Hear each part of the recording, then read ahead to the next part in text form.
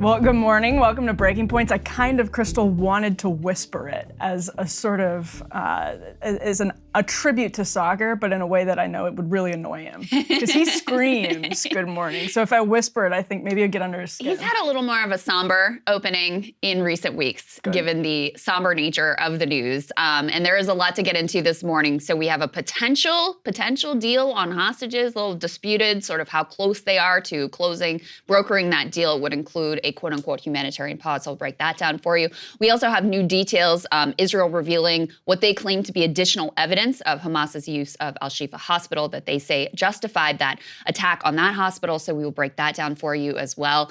We also have a whole situation regarding Osama bin Laden and TikTok and Zoomers, and a lot of questions there, a lot of freak out about what young people are doing on TikTok these days. That should be a fun conversation. We've got a lot of doings with regards to Elon Musk, anti-Semitism, the ADL, banning certain speech on Twitter as well. Sam Altman, one of the founders of OpenAI, was kicked out of that organization and now has just been snatched up by Microsoft, that OpenAI had a business relationship with and also a funder relationship with. This is huge news in the AI world, so we'll break all of that down for you. We've also got some major CNN misses in terms of their Israel coverage that we want to show you as well. And we've got a Democratic candidate for Senate who is going to join us for the state of Michigan, who is calling on Joe Biden to step aside because he says he cannot win in the state of Michigan, especially given his stance on Israel and Gaza. So a lot to get into. Very quickly, before we jump into the news here this morning, we have a little bit of Breaking Points news, which is that lovely holiday merch that Griffin, producer, and our graphics team designed for you guys is available now. That beautiful, ugly sweatshirt, the wonderful Christmas ornament, the socks, the coffee tumbler, all available to you. And apparently we are running a little bit of a Black Friday discount as well. So make sure you check those out if you have a chance, if you're interested. And premium subscribers got early access to this. So if that is something you're interested in for the future, breakingpoints.com to become a premium subscriber. All right, with that out of the way, let's go ahead and jump into the latest on the news. So we do have reports of a potential hostage deal. In fact, originally the Washington Post reported this deal was done and dusted. And then they had to kind of walk it back and say, well, we're still working out the details. Let's put this up on the screen from the Washington Post. The headline here, U.S. close to deal with Israel and Hamas to pause conflict, free some hostages. They had to change that headline after the U.S. pushed back on the idea that this had already been completed. So here are the details of what's being reported in the Post. They say there is a detailed 6-page set of written terms that would require all parties to the conflict to freeze combat operations for at least 5 days, while an initial 50 or more hostages are released in smaller batches every 24 hours. Not immediately clear how many of the 239 people believed to be in captivity in Gaza would be released under the deal. Also not clear, by the way, whether the U.S. citizens who are being held would be part of that deal.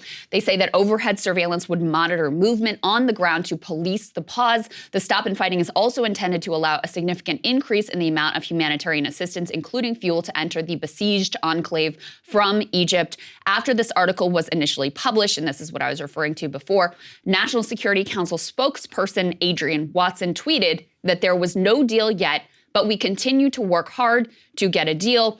And by the way, this is interesting, Emily. So in terms of the domestic politics in Israel, you have I guess you would say, competing pressures on Netanyahu, who on the one hand, you have the families of hostages and you have huge public sentiment in terms of doing whatever you can to return these hostages, especially the civilian hostages who are being held right now by Hamas. On the other hand, you have, hard right parts of his coalition who are opposed to any sort of pause in the fighting and in the bombing campaign. So, and that would be a non-starter in terms of any hostage deal if they're just going to continue bombing.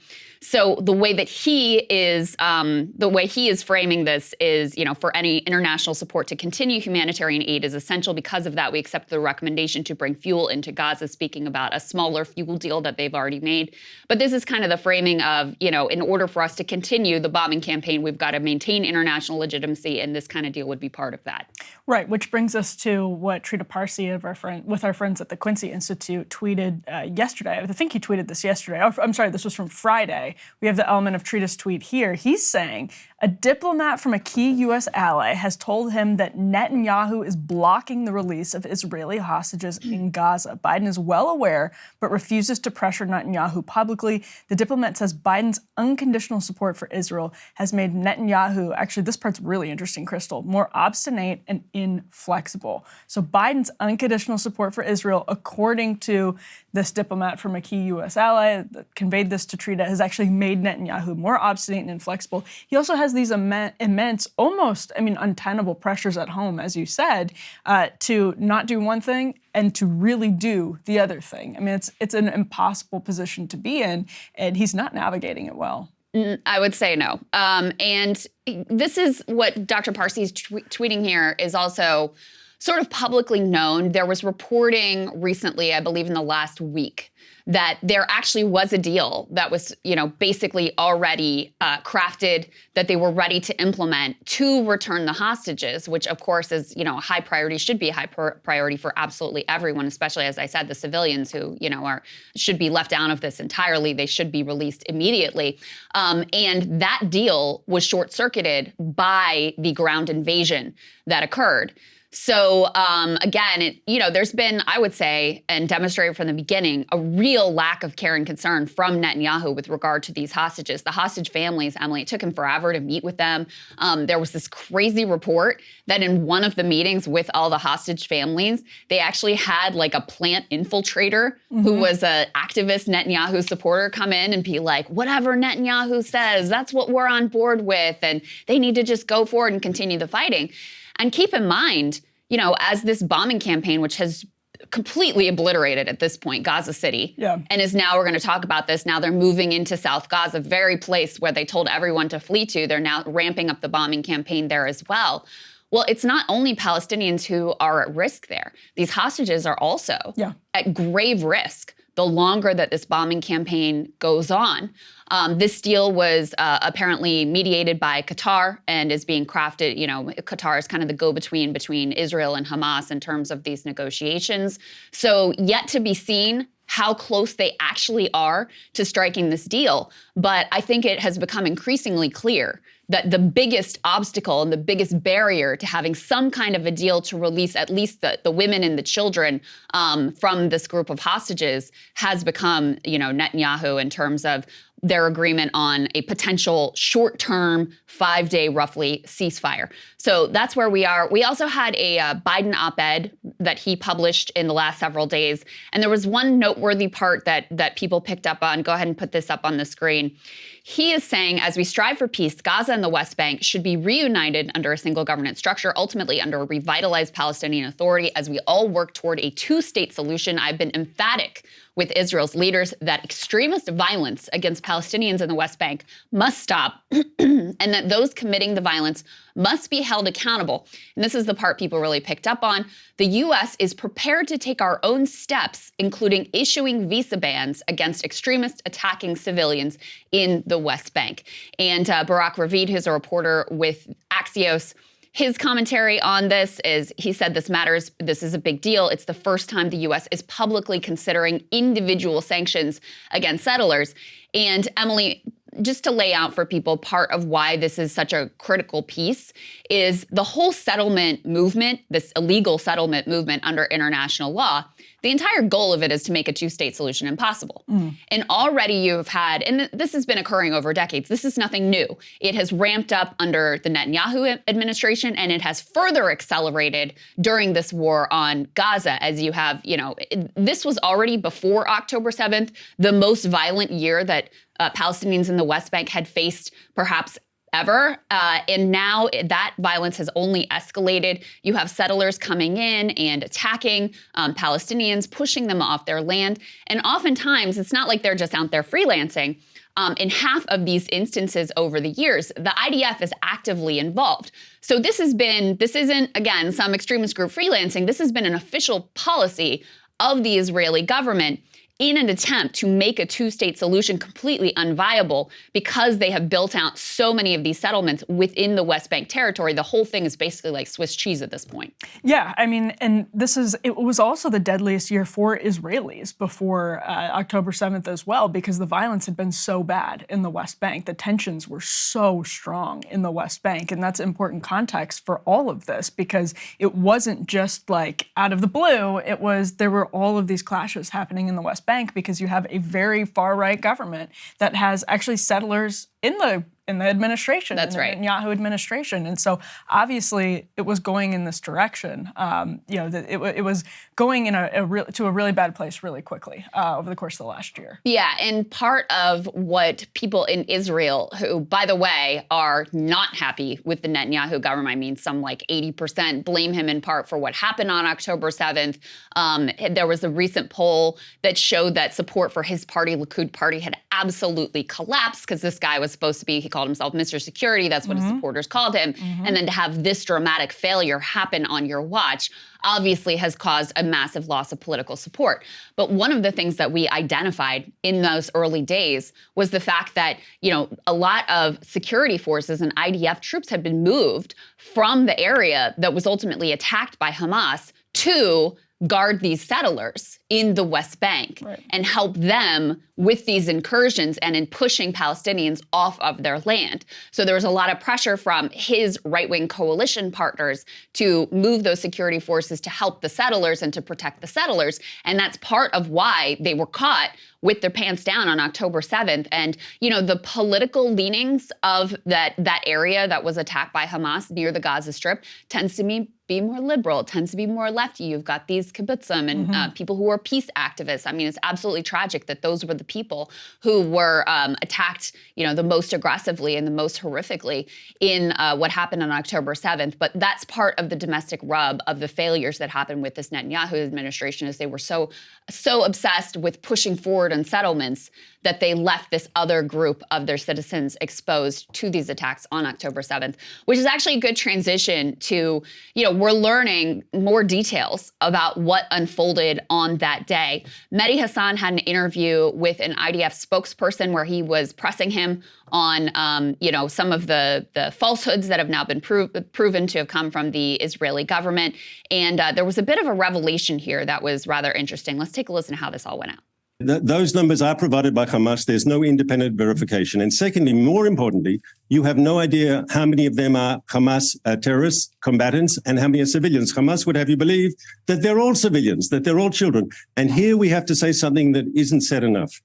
Hamas, until now, we're destroying their military machine, and with that, we're eroding their control. But up until now, they've been in control of the Gaza Strip. And as a result, they control all the images coming out of Gaza. Have you seen one picture of a single dead Hamas terrorist in the fighting in Gaza? Not one. Is that by accident, or is that because Hamas can control the information? You asked me a question and you Gaza. said you would be brief. I haven't, you're right, but I have seen lots of children with my own lying eyes being pulled from the rubble. Because they're the pictures Hamas wants you to see. Exactly and also my because point, they're dead, They're Mark. the pictures also, Hamas wants. But they're also people no, your government has killed. You accept that, right? You've killed children, or do you deny that? No, I do not. I do not. First of all, you don't know how those people died, those children. Oh, wow. First of all, we don't want to see a single child killed. Okay, here's my question for you, Mark. You say, I agree with you. So you have two pieces there that are very noteworthy. Number one, he won't admit that children have been killed. Yeah. I mean, there's no reason to do that. What kind of a fantasy land do you think we're all, like, how stupid do you think that we are? How many of these horrifying images have we seen? We know that the population of Gaza is nearly 50% children. Yeah. We know that the, death toll is, I think, roughly 40% children. So to deny they've killed any kids, that is another level. By the way, I want to correct myself. I said an IDF spokesperson. This is actually senior advisor to the Israeli Prime Minister Benjamin Netanyahu. The other part, though, that was really noteworthy here is you'll recall the original death count on October 7th was roughly 1,400, and then they revised it down to 1,200. And he says that that's because some of the bodies that were burned beyond recognition that they had assumed were Israeli citizens were actually Hamas militants. So that was another, important revelation there. And just in the interest of accuracy and what actually unfolded on October 7th raises a lot of questions, too, about exactly what the response was and what that looked like. And to that point, there's just absolutely no reason to not answer the question about children. It doesn't make any sense. It doesn't make any sense from the line that Israel used. And I think, by the way, rightfully so, that in so many senses, Hamas put children in this situation, that Hamas knew exactly what was going to happen after October 7th. So you can't have two be true at the same time. You can't say Hamas is putting their own people in this awful situation, but also that these children are not in an awful situation. There's absolutely no reason to take the first line when, first of all, the entire world. And by the way, I was talking about this with Ryan last week.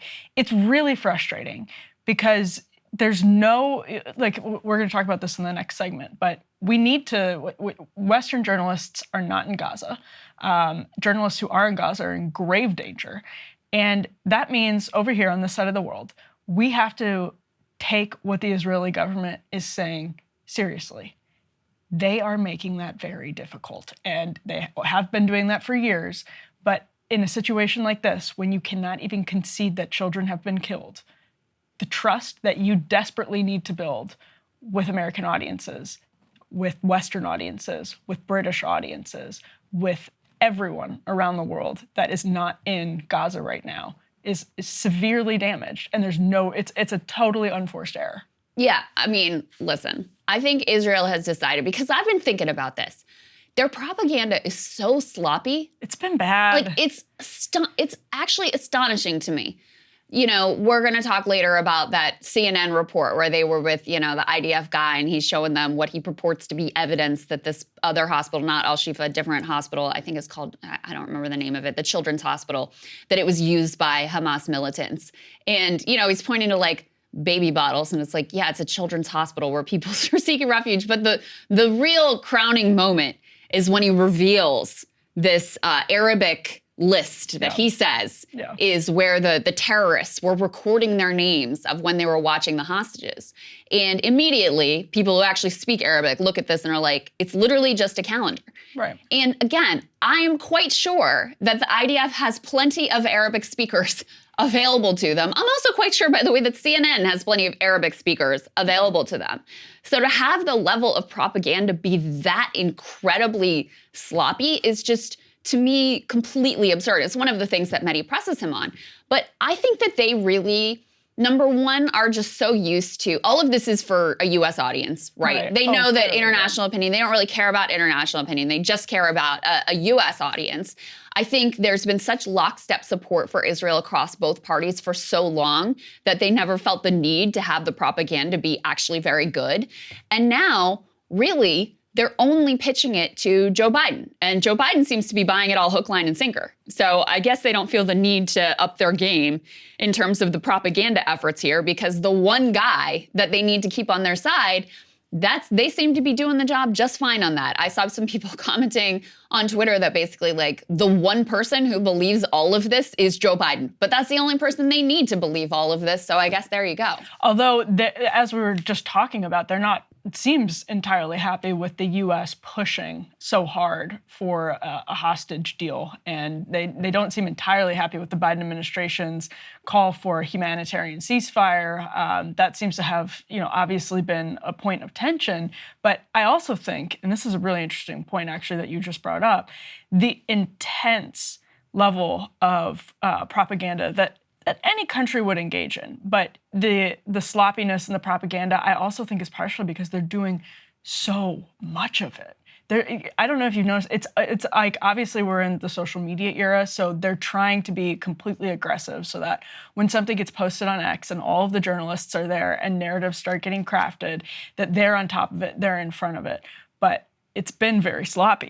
It's a really strange thing to watch happen in real time on social media, and I think that's where some of this has just looked so ham-fisted. Is that they're trying so hard in the middle of a war to be winning the propaganda race, and it's just it's very odd to watch happen. The other thing is, I think, frankly, that their actions in Gaza, where you have this overwhelming civilian death toll, where you have so many children being massacred, where you have daily attacks on, we can't even keep track on schools, refugee camps, hospitals, ambulances, you name it, civilian infrastructure, and it's been destroyed. Like, they know that on its face is not actually defensible. And so that's how you end up with this preposterous attempt to be like, well, I don't really know that we killed any kids. You can't prove that we killed any kids. And that's also the reason why they've so aggressively cut off communications. And also, by the way, why they've targeted journalists. I think the number is 50 now journalists in Gaza who have been killed. And by the way, there's been, virtual silence from the American press, which claimed during the Trump administration care so much about freedom of the press and protecting journalists, et cetera. Pretty much total silence when it comes to the fact that so many journalists have been killed, more than any other conflict that we've seen. There's another interesting new detail, and I'll phrase this very delicately, about October 7th that also came out. This was from a Haaretz report, and let's go ahead and put this up on the screen from our own Ryan Grimm, sort of summarizing what came out here. This was from, just to be clear, it was from the Hebrew version of the paper. This is a translation from Google Translate, so it may be a little imprecise, and I'll get to that in a minute. But the bottom line here is, one of the greatest scenes of horror and atrocities was that Rave music festival. And this Haaretz investigation found that, number one, organizers originally planned to end the event on Friday, but got permission to extend it midweek from the army. And this goes to the idea that actually Hamas didn't even know this festival was going on. They just sort of happened upon it and then, of course, killed a lot of civilians and unleashed horrors there.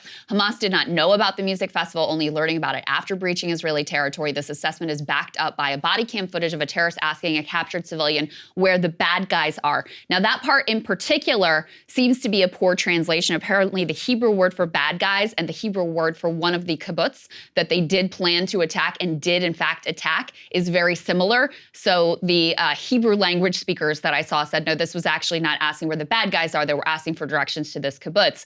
But this last one is really key and has got a lot of people's attention. An Israeli attack helicopter fired on terrorists and also killed some of the partygoers, which opens up a real question, Emily, of, how many of the civilians who were horribly massacred on October 7th, how much of that was friendly fire? It's a question that a lot of people have been asking from the beginning and were completely shut down, like this was off the table.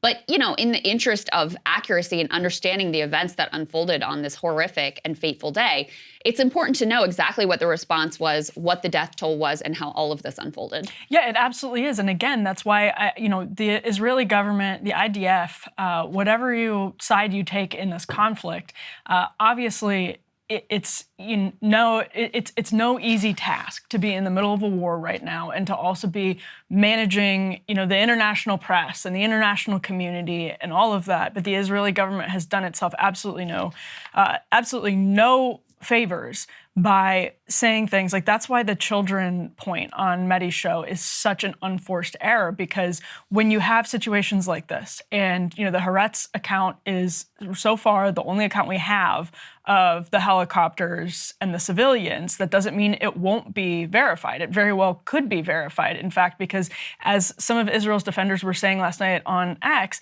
it's pretty believable, right? When you're in the middle of this insane attack, that sadly there's going to be people caught in the crossfire. It's hard to even talk about those sorts of things. But if that's the case, your trust with the public and your trust with American benefactors, the people who are sending military assistance, the people who are in the UN, whatever it is, your trust should be ironclad. And when you are caught in the middle of just ridiculous talking points, you are doing yourself no favors whatsoever. And this isn't to say that we should all just be able to blindly trust the Israeli government. It is to say that the Israeli government should be doing absolutely everything in its power to ensure that that trust is coming from a serious place, and to give the public reason to trust their lawmakers who are saying that they trust the Israeli government. Biden last week saying that as it pertains to the hospital, he really believes the intelligence, but he won't say what it is, that this is a Hamas central command site. Well, if he's saying that he has intelligence, that the Israeli government has intelligence, and the public then has to trust that while the Israeli government is taking such ridiculous lines in the public, that is incredibly deleterious to the cause that Israel wants to promote. I mean, I trust the Israeli government as much as I trust Hamas, which is to say not at all. And so it makes it impossible to really know what's happening on the ground. You have to trust, the doctors at the hospital and take the word of the ordinary civilians who are there and the few remaining journalists who have not been killed, who remain in the Gaza Strip. But, one final point on why this music festival piece matters, because I can see people being like, yeah, okay, friendly fire, what does it matter? Obviously, Hamas came and massacred people. We know that, and no one is denying that here. But let me just say that part of what has been used, in fact, the entirety of the case that has been used to justify the indiscriminate bombing campaign, the complete leveling of Gaza City, now moving into the south where they told everyone to flee, the very high civilian death rate, higher, by the way, than even the civilian death rate that Hamas inflicted on October 7th. What has been used to justify that is the details of the horrors and atrocities that were committed on October 7th. Mm-hmm. And so it's important we know those details and we know what is actually true and what is actually false, because that is the emotional case that they're making to justify committing essentially like daily war crimes in their prosecution of this war on Gaza. So that's why getting these details, and apart from just knowing the historical record and having an accurate picture, that is the additional layer of why it matters to get these things straight. And that report from Haaretz, it came from an Israeli police investigation. So it has a high level of credibility here. And then also, as people pointed out, it does make sense in terms of the response and also in terms of some of the images that came out of the extent of the destruction, which it seems unlikely Hamas would have been able to execute on their own. All right, let's go ahead to, speaking of propaganda, we have some updates about al-Shifa Hospital, which was that central hospital in Gaza. The Israeli government built for weeks a case that this was Hamas's headquarters, that they had this elaborate tunnel system underneath. They sent out multiple images that they said showed where the entrances to these tunnels were. They had graphics that showed all of these elaborate, infrastructure that they claimed was underneath the buildings. They had their famous computer animation of Hamas Grand Central underneath of the hospital. In the first days after they raided al-Shifa at great cost to civilian life there, they put out very limited evidence of, and it was certainly nothing approaching what they had originally claimed. There were something like 10 guns laid out on a table. CNN and other Western outlets caught them moving these guns around and manipulating the evidence, something I covered over the weekend. There was a box of dates that was involved. It was limited, in terms of what they were showing. Now they have a new video that they released that they claim shows a much larger tunnel. Let's go ahead and put this up on the screen, and you can see the operational tunnel shaft. This goes on for a little bit of time, but I just want to make sure, in the interest of, everybody seeing the full nature of the evidence that they're providing here, I want to put it out there. They say in their tweet that revealed this video that they found a significant 55-meter-long terrorist tunnel 10 meters underneath the Shifa hospital complex during an intelligence-based operation. The tunnel entrance contains various defense mechanisms, such as a blast-proof door and a firing hole in an attempt by Hamas to block Israeli forces from entering. For weeks, we've been telling the world about Hamas's cynical use of the residents of Gaza and patients of Shifa Hospital as human shields. Here is more proof. So, a lot of people, I think, will be skeptical of this video to begin with because of all the issues with Israeli government propaganda, as we've just been saying. But Emily, even if you take this at face value that this, genuinely is a tunnel, which is very believable given the fact we know, put this next piece up on the screen, that Israel themselves had built bunkers underneath of this hospital back in 1983 when Israel still ruled Gaza. So it's certainly totally believable that there are tunnels underneath of al-Shifa. I don't think anyone should deny that. But this is a far cry from the original presentation of why raiding this hospital was justified, something that, under international law, hospitals are generally off limits. It requires absolutely exceptional circumstances to justify a raid and seizure and bombing of a hospital as what occurred here. As I mentioned, there was tremendous loss of human life. Dozens of people died because of this raid at this hospital. And, still, and even Western media outlets saying this, nothing approaching what they initially claimed has been proved here. Yeah, this is what was really, again, interesting to watch the IDF and the Israeli government over the weekend on social media use social media to sort of win the propaganda war on this question of the hospital. The World Health Organization, which the Israeli government has sort of accused of being complicit in October 7th and complicit in the UN in general, sort of being aware of what Hamas was doing, but not being, publicly sort of raising red flags, et cetera, et cetera. They put out a report on Saturday saying they went in on Saturday. There are 25 health workers and 291 patients remaining in al-Shifa, which with several patient deaths having occurred over the previous 2 to 3 days due to the shutting down of medical services. Patients include 32 babies in extremely critical condition, 2 people in intensive care without ventilation, and 22 dialysis patients whose access to life-saving treatment has been severely compromised. So at least as of Saturday, that's sort of the state of affairs and where everything stands. But in addition, that was from Tablet. If people just saw that up on their screen about the Israeli tunnels from back in the 1980s, that was from Tablet, pro-Israel publication. Right. So, I mean, finding the tunnels probably wasn't the hard part for the Israeli government. It was probably more like accessing the tunnels in a way that, they weren't booby-trapped, that they felt was the safest way that they possibly could. But this is the state of affairs. These are the tunnels, and they are giving CNN interviews. They're giving Fox News interviews where they're actually, there are additional guns, as you talked about. There's additional guns in one of the scenes. They said it's because they found more guns, not that they moved the guns there.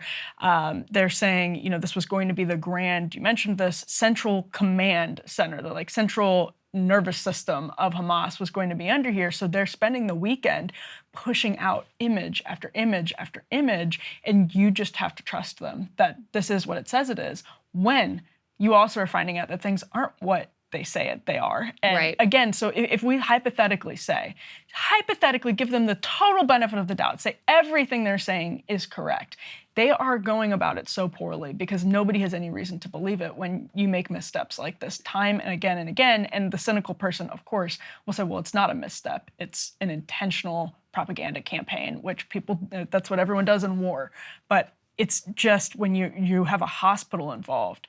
When Ryan and I were talking about it last week, it was like, this is a situation that really is reflective of so many of the different tensions in the conflict. Like this one is almost symbolic of the conflict as a whole. Yeah, I think that's right. And that's part of why they have been so aggressively trying to prove their case. And also, at the same time they're trying to prove the case, they're also rapidly moving the goalposts, which we'll get to in a moment. But to your point, Emily, about the skepticism from the Western press, put this up on the screen. I mean, you had basically every major media outlet nicely, very diplomatically like, come on, y'all. You said this was Hamas Grand Central, and we've seen nothing like Hamas Grand Central. You've got CNN with that analysis. Video suggests IDF might have rearranged weaponry at al-Shifa prior to news crew visits. There is also a BBC report that I played over the weekend to the same effect. The Economist asking, was Israel's attack on al-Shifa hospital justified? And if you read the column, the suggested answer is very much no. The Washington Post, Israeli troops scour Gaza's al-Shifa hospital for evidence of Hamas. And again, the narrative beforehand was, this is Hamas's headquarters. That's why, listen, we hate it. We hate that the civilians, we have no beef with civilians, but we have to go in because this is Hamas's headquarters. Here's our computer animation that shows you we know exactly where these things are, and this is what we're going to find. And the presentation of media outlets of like, this is where the tunnels are. We've got them pinpointed. We know where to go. The U.S. government, the day before, coming out, John Kirby, NSC spokesperson, saying, yeah, we have intelligence as well that backs this up. I don't think it's an accident. That's the very next day that this raid occurs, and still nothing approaching what they, originally claimed has panned out. I also don't think it's an accident that now, because of the loss of international legitimacy surrounding this raid of this hospital, and also, what they've been doing overall in Gaza, I don't think it's an accident that that has pushed them closer to accepting some sort of a hostage deal and some sort of a 5-day ceasefire, because the Biden administration has been pathetic in their pushback. The most important thing that they said is that there are absolutely no red lines for Israel. But you can see Biden putting out this op-ed saying, we're actually going to maybe sanction these illegal settlers, increase increasing pressure behind the scenes, et cetera, that Israel is feeling at least some pressure because their public case has so clearly fallen apart. And the last piece, let's put this up on the screen, from the World Health Organization. Emily read some of this report. They said due to time limits, I think they were only allowed inside, they said for 1 hour inside the hospital, which they described as a death zone, and the situation as desperate. Signs of shelling and gunfire inside this hospital were evident. The team saw a mass grave at the entrance of the hospital and was told that more than 80 people were buried there. So there's no doubt that absolute horrors unfolded here. We know that around, I think, 4 of the premature babies that had to be removed from the incubators because they ran out of fuel died. We know everyone in the intensive care unit died. We know that there were patients who were, effectively forced to evacuate, who were in no condition to travel, who were moving by foot. We know the horrific conditions that doctors were facing as they were trying their best to care for patients. And, it's Israel scrambling to try to prove that this was all worth it and making a case that I think very few people are believing at this point. The word scrambling, I think, is really accurate because actually over the weekend they released video of hostages being brought into al-Shifa on October 7th. Yes. And again, a lot of people said, look, this proves this is Hamas Central Command. They're taking the hostages to a hospital. It's also the largest, most advanced hospital in Gaza. So again, I'm not sure that proves it. And at one point, someone from the IDF, maybe even the IDF itself, said the video is on our side. I think they told media that the video, and they weren't talking just about that particular video, they were talking about all the video in general. They're saying the video is on our side. That quote to me, again, I actually don't dismiss the possibility that al-Shifa, given the fact that it had tunnels that have been there since the 1980s, may have been used as Hamas headquarters. I don't think that's impossible, but even if you take that, even if you agree with me that, it's not impossible that this is Hamas headquarters, obviously Hamas is operating underground. Obviously Hamas planned what happened on October 7th somewhere. So even if you sort of say that, yes, this is possible that this is a Hamas Central Command, here's actually the word that the IDF used, quote, well-hidden terrorist infrastructure in the complex. Well-hidden terrorist infrastructure in the complex. Okay, so even if you do that, what they have produced so far is not what you would expect if you said that there was a well-hidden terrorist infrastructure in the complex. That's just not what we've seen so far, which is why they're coming out now and getting ahead of it and saying things like the video is on our side. Yeah, and also, and this we can transition to the next part here, rapidly moving the goalpost. So they're no longer saying this was Hamas HQ. Now they're saying, oh, actually, Hamas HQ was really in the south.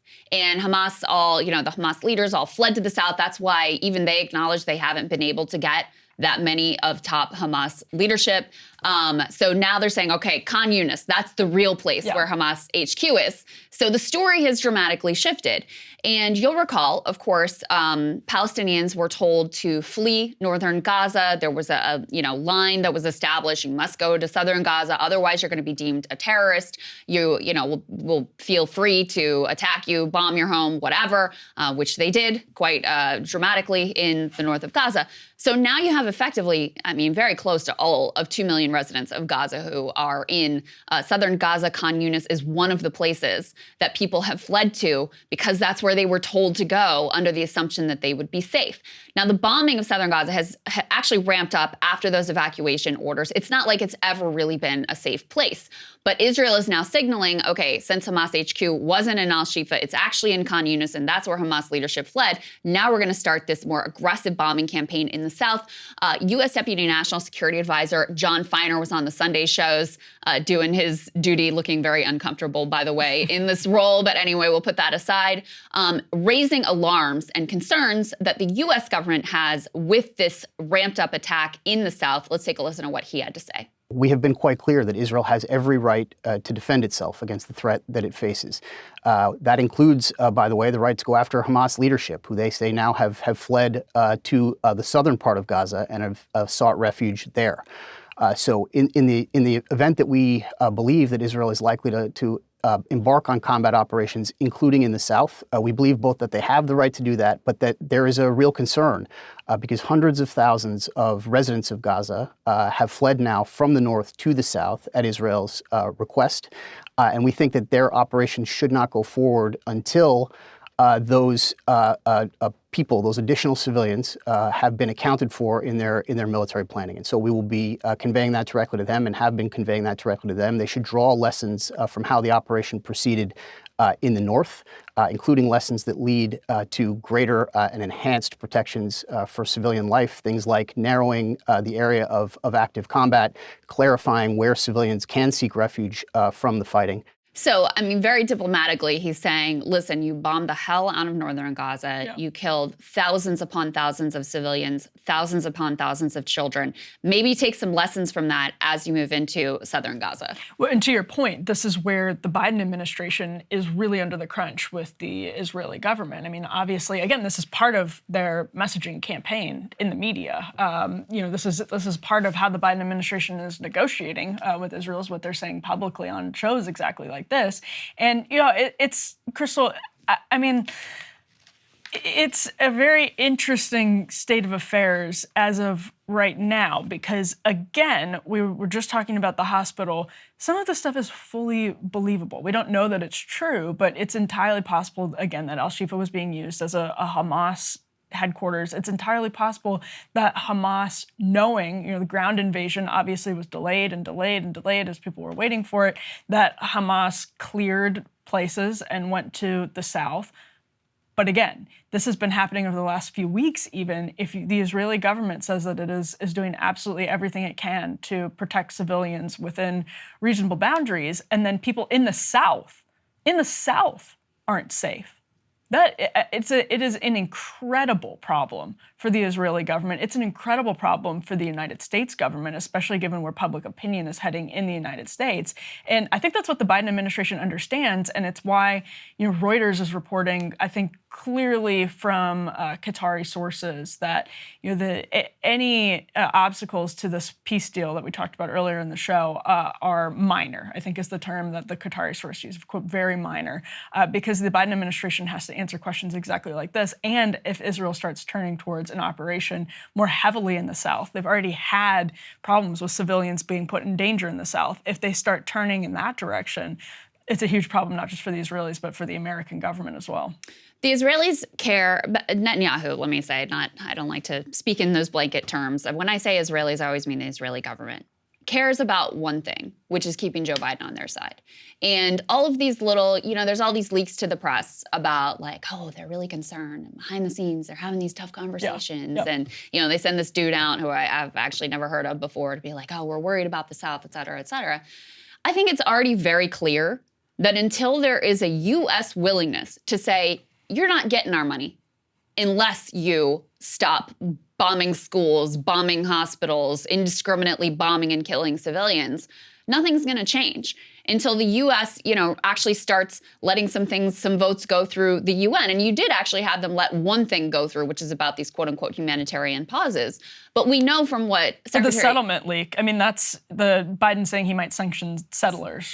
Settlers. So, that's like a little maybe I'll do that. And that's very minimal in terms of what we could do with the incredible leverage that we have, the amount of money that we routinely send to Israel, and the escalated $14 billion that we're planning to send right now, and the huge list of weapons that they tried to keep secret, by the way, from the American public of what exactly was being sent to Israel. And Ken Klippenstein and others were able to get their hands on specifically that list and reveal what has already been sent. So until the U.S. government is actually inclined to use any of that considerable leverage, Israel's going to do what they want. And, the population is traumatized by October 7th. They are convinced this is an existential threat. And so the polling shows some 80% don't really care that much about Palestinian civilian life.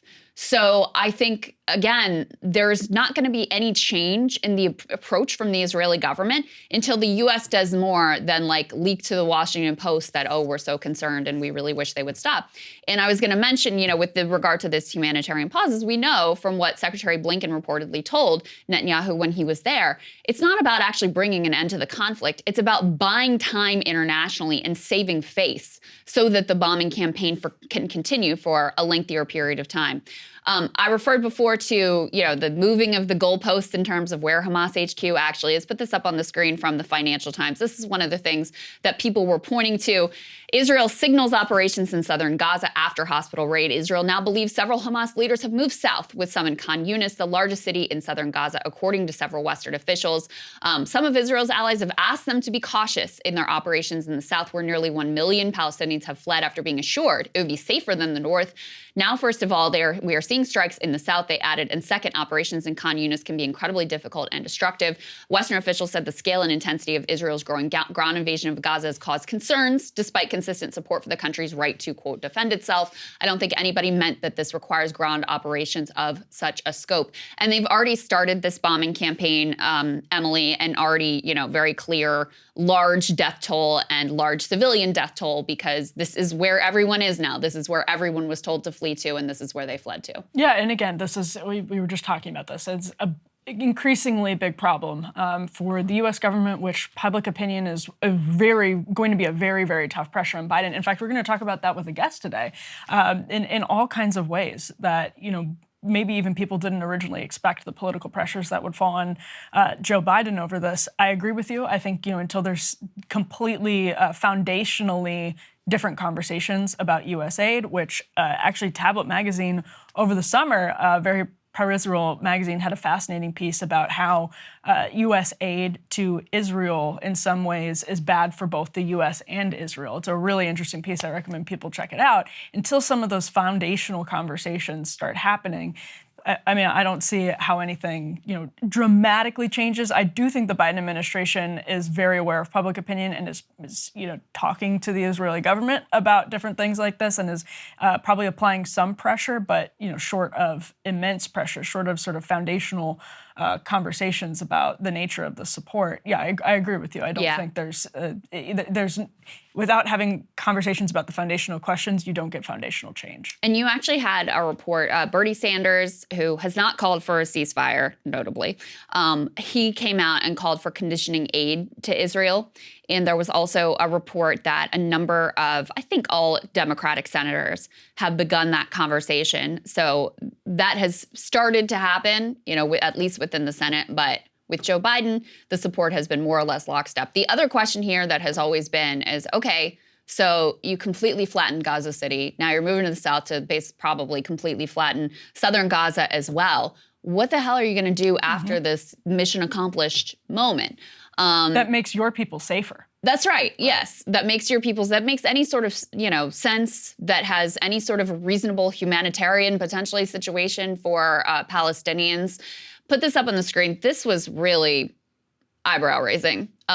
This is from Al Monitor. Inside Israel's 3 day after options for Gaza amid government split. So I've got a short list here. Number one, a role for Egypt. First option, which enjoys the greatest support among Israeli decision makers, is for Egypt to basically take control of the enclave in return for complete forgiveness of its massive foreign debt. I mean, this is very adjacent to the ethnic cleansing plan that was strategically released from the Israeli government and that many members of the far right Israeli cabinet have been pushing for.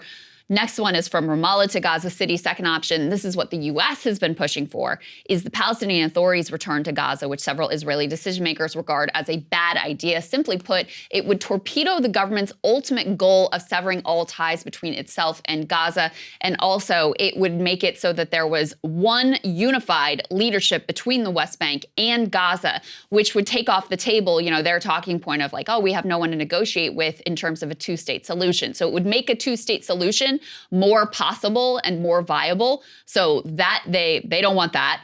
Even though that's what the U.S. has been pushing. There are other problems, by the way, I'll get into in a minute, with the idea that the PA could take over Gaza.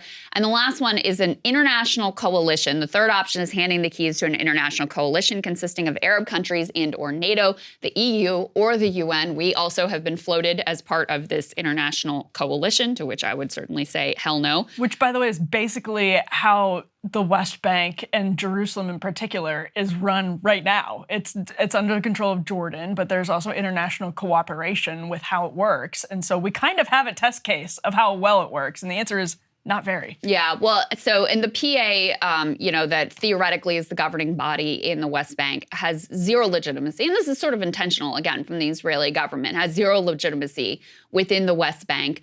They are accurately, I would say, seen as effectively collaborators with the Israeli security establishment.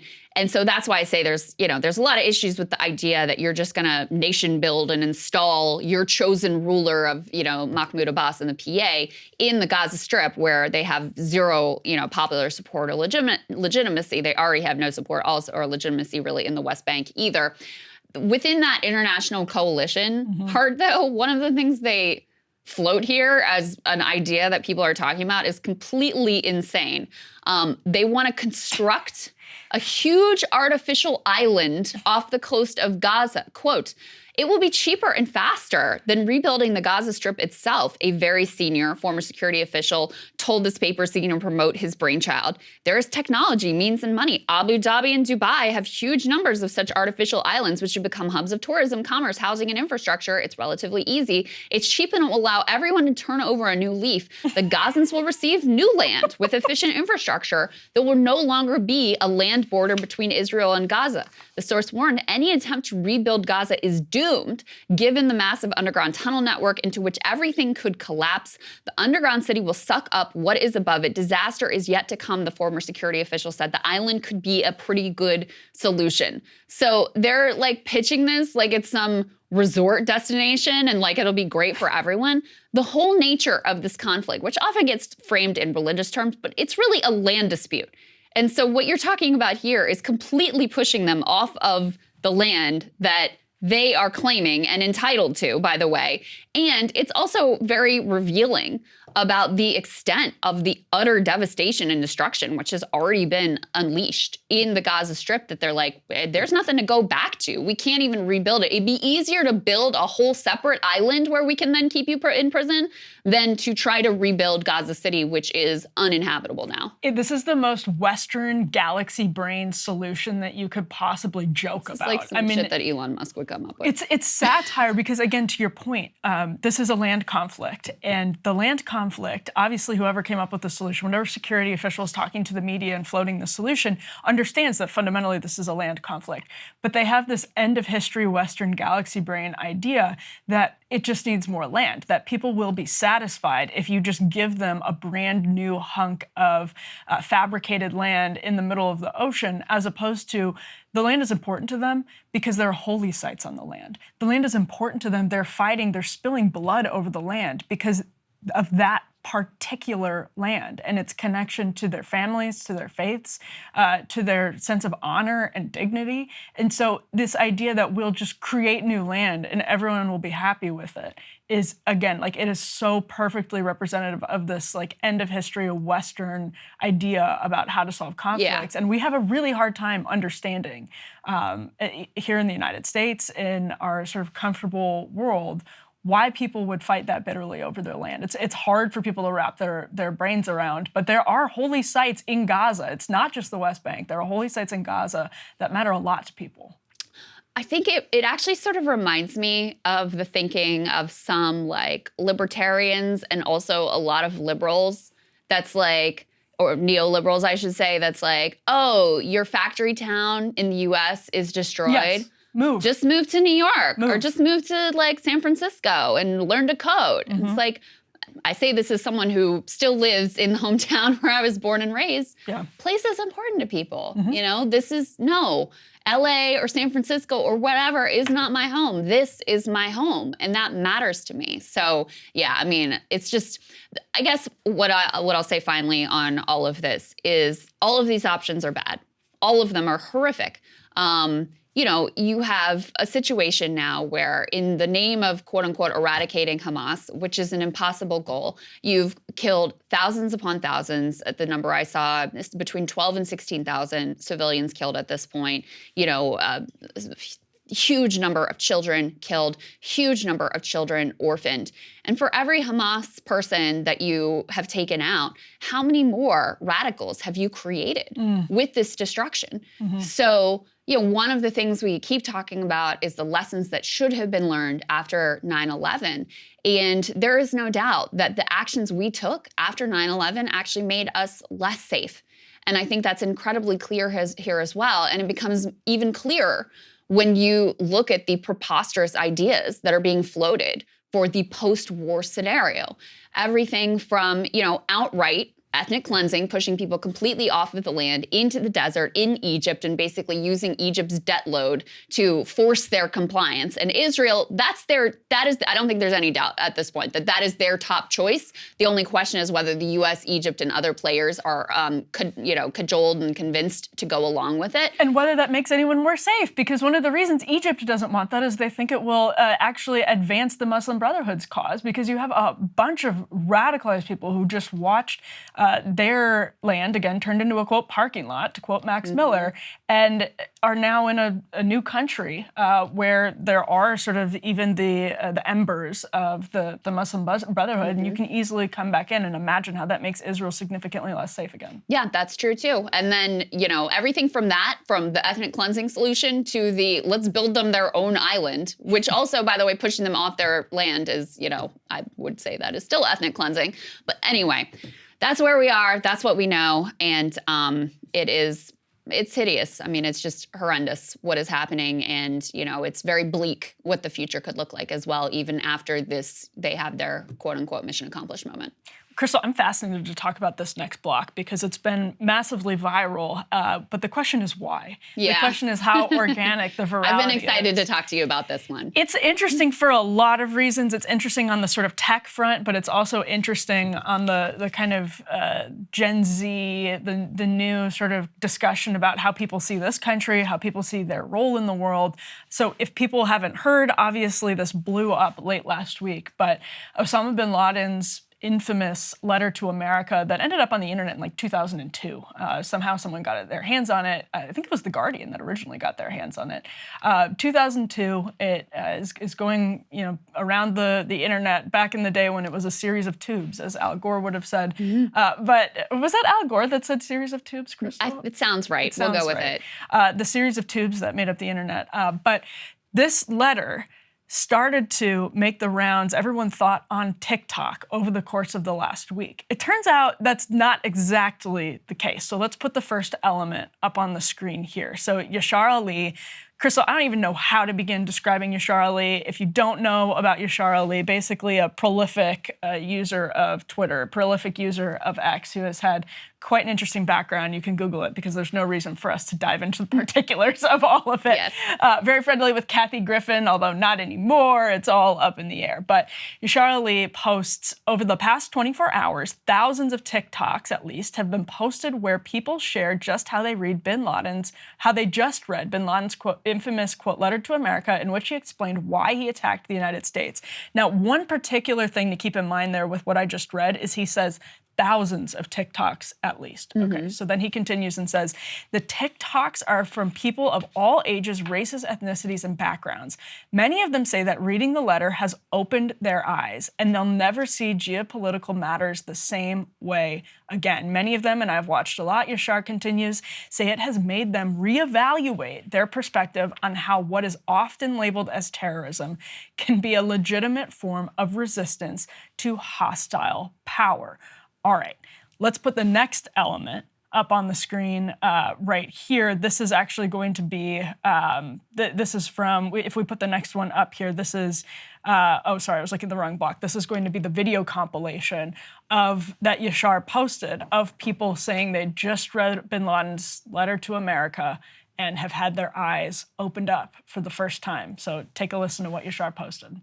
This morning I read Letter to America, which is Osama bin Laden's letter to America explaining why he attacked Americans.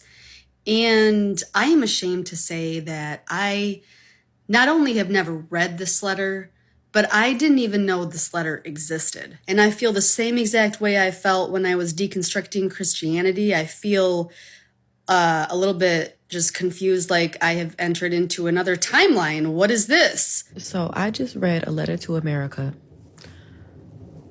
and I will never look at life the same. I will never look at this country the same. In the last 20 minutes, my entire viewpoint on the entire life I have believed and I have lived has changed. It becomes apparent to me that the actions of 9/11 and those acts committed against the USA and its people were all just the buildup of our government failing other nations. All right, so let's put up how Glenn reacted to The Guardian pulling the letter down off of their website. So Glenn Greenwald tweets, The Guardian's removal of the bin Laden letter from its site after 21 years until Americans started to read it completely backfired. The Washington Post says the removal actually spurred even more interest, and TikTok is now aggressively banning discussion of the letter. And that's the next element. We can just throw that up immediately. TikTok comes out and says, content promoting this letter clearly violates our rules on supporting any form of terrorism. We are proactively and aggressively removing this content and investigating how it got onto our platform. Well, Crystal, the Washington Post actually started investigating this and came to some interesting conclusions that tell us so much actually about social media and the news media. The fascinating kind of pipeline from, people think of Covington Catholic. You have this snippet of a video that's going viral on Twitter at the time and suddenly ends up in the Washington Post and CNN, and people hadn't really taken the time to do their due diligence. They had just, these professional reporters making lots of money here in Washington, D.C. and New York, ran with these ridiculous stories. Well, that's actually kind of at the heart of this too, because it's a Streisand effect conversation in essence, which the Streisand effect is basically once you publicly complain about something, saying that it's getting too much attention, it'll get much more attention, that there may have not organically been that much attention on it in the first place. So if we put the next element up, Washington Post looked into the sort of source of the virality here and came to some, just fascinating conclusions, one of which was that if you look at the Google Trends, and this is the next element, there's a lot of stuff to go through here because the Washington Post found a lot of evidence here. This is Ryan Broderick. He runs a newsletter. He's saying, if you look at the Google Trends, he says, there are folks in my replies saying that Google Trends proves the bin Laden letter was already going viral before it was shared on Twitter/X. I marked below when it was tweeted. Yes, there was some interest. I never said there wasn't, but it was plateauing. After the tweet, the interest doubled. The Washington Post also talked about this Google Trends data, basically saying that TikTok did kind of make it viral, but that wasn't the whole story. And that's right. If you look at this, people had started Googling Osama bin Laden's letter to America, basically on this timeline, like roughly over the past few weeks. Then he's pinpointed right there. If you're watching this, you can see there's a little blue dot with a circle around it when the Yashar Ali tweet is posted, and it spikes right after that. So it's going up before and then spikes right after it. That would be the Streisand effect illustrated here pretty neatly, conveniently. So Crystal, there's also, as Sagar says in this next tweet, we can put Sagar up on the screen because even when he's not with us, he is always with us. Sagar says, if you're going to read the bin Laden letter and think it's somehow profound, you should probably read to the end as why he says there are no such thing as innocent American civilians and why 3,000 innocents deserve to die on 9/11. And I think the implication there, Crystal, is that it's also the argument kind of being rolled out by Israel, that there's no such thing as an innocent civilian in Gaza. We've heard people in the United States make that argument as well. And this is where the power of the bin Laden letter comes from. That, TikTok banning it, horrible idea. Horrible idea. As dumb as I think the people who are posting about it is, this is the dumbest idea ever because what you're doing is making it seem more forbidden. And the power of this history, if you read this letter, which is actually a very useful piece of historical context, if you read this letter, it is so powerful to you if you're a young American who doesn't remember 9/11, precisely because nobody has ever told you that this is what bin Laden thought. Precisely because nobody has ever told you this is how other people on the other side of the world see the United States. Glenn actually just did a really interesting interview on his show with David Talbot, who wrote Devil's Chessboard, about great book. All of these things the CIA has been doing in other countries, especially in the Middle East, that Americans don't know about, but that loom very large in places like Syria, in places like Iran, in places like Iraq, in places like Afghanistan. that's where the power comes in from the bin Laden letter. That's how that stuff goes viral. So first, let me talk about some of the content of the TikToks, which we showed you a few of, and there were others. You know, the ones that we showed, I actually have zero issue with, because I think my sense of what people are reacting to and why they're like, oh my God, I feel like I've been lied to my whole life, is because what's sold to the American public is this very cartoonish, like, axis of evil, good versus evil. They hate us because we're free. Like, you know, they just came out of nowhere and these are just bad people, or the culture's bad, or the religion's bad. It's just evil. There's nothing you can do about it. And there is an element of that. And if you read the letter too, by the way, there is a lot of it that is, you know, there's like horrors in there and completely anti-Semitic and anti-gay and all this stuff. That's the next element. Right. We'll get, yeah, we can put that up on the screen. Emily actually flagged this, some of what he, objects to. We call you to be a people of manners, principles, honor, and purity, to reject the immoral acts of fornication, homosexuality, intoxicant, gambling, and trading with interest. But you know, there are also things in there that are legitimate foreign policy grievances, which if you are going to be someone like bin Laden, who inspires this like horrific terrorist movement that took hold among some group of people, there has to be some core grievance that is actually real. And that's why people study, you know, what enabled the rise of Hitler? What was Hitler saying about his own justifications? What were the social and political and economic conditions that led to the rise of Hitler and Nazism in Germany? It's not because they support Hitler or Nazism. It's because it's important to understand the conditions that led to this result. It's part of also, you know, what people are talking about with understanding the history of Israel and Palestine that, you know, leads to October 7th. It's not to say, oh, October 7th was justified and it was fine for them to attack civilians. It's, listen, if you cage a people and you have them in this open air prison for decades, yeah, you can expect that there's going to be some horrific, violent, dangerous results. So I actually fully support people reading the letter to America from bin Laden to have a deeper understanding of a horrific and traumatizing, you know, in a lot of ways seminal moment in American history. To have it's important to understand what your adversaries and enemies are saying about why they do the things that they do. And it's also ironic to me, Emily, because we showed that thing from Sagar. We've probably mentioned letter to America a number of times on this show. It's you guys. Exactly in this context. It's you guys did this. Yeah, it's our fault. Yeah, exactly. We sparked the viral trend. But exactly in this context of, okay, if you are going along with the Israeli officials who are like, all of the Palestinians are Nazis, Isaac Herzog, their, you know, supposedly like moderate president, saying we need to really rethink this this idea of innocent civilians. There's practically a quote that comes out every day that's basically like, no, they voted for Hamas, they support Hamas, therefore they're not innocent, therefore they deserve to die. It's exactly what bin Laden says That's about what bin Laden says about us. And by the way, bin Laden has more of a point with America because we are actually a democracy. We do actually elect their leadership. These people have not had an election for Hamas. Most of the population of the Gaza Strip wasn't even alive when they had their last election. All of this is horrific. None of it justifies attacks on innocent civilians. So it's important to understand that if you're going along with the Israelis when they're saying, yeah, there's no innocent civilians because, look, they like Hamas and they voted for Hamas, you are bolstering the very same argument that bin Laden made to massacre innocent civilians in America. And also, by the way, you are bolstering the very argument that Hamas would make about why there are no innocent Israelis and why it was perfectly fine and justified for Israeli civilians to be massacred on October 7th and in suicide attacks and other attacks and, you know, firing rockets, et cetera, over the years. You should reject all of that. And so I actually think it's a good thing for people to be reading the letter. Now, let me also say, Emily, that there were also some of these TikToks that were like, bin Laden was right. No. Nuts. Bin Laden was not right. All right. No, absolutely not. But do I think they should be banned? Do I think TikTok should pull this down because of this, you know, idiotic, facile and, you know, immature and completely wrong take? No. I don't think they should have taken it down. I think it's absurd that The Guardian something is popular on your website and that's like a red flag to you? Isn't that the whole reason you have things on your website, is for people to find them and read them and engage with them? That's insane to me.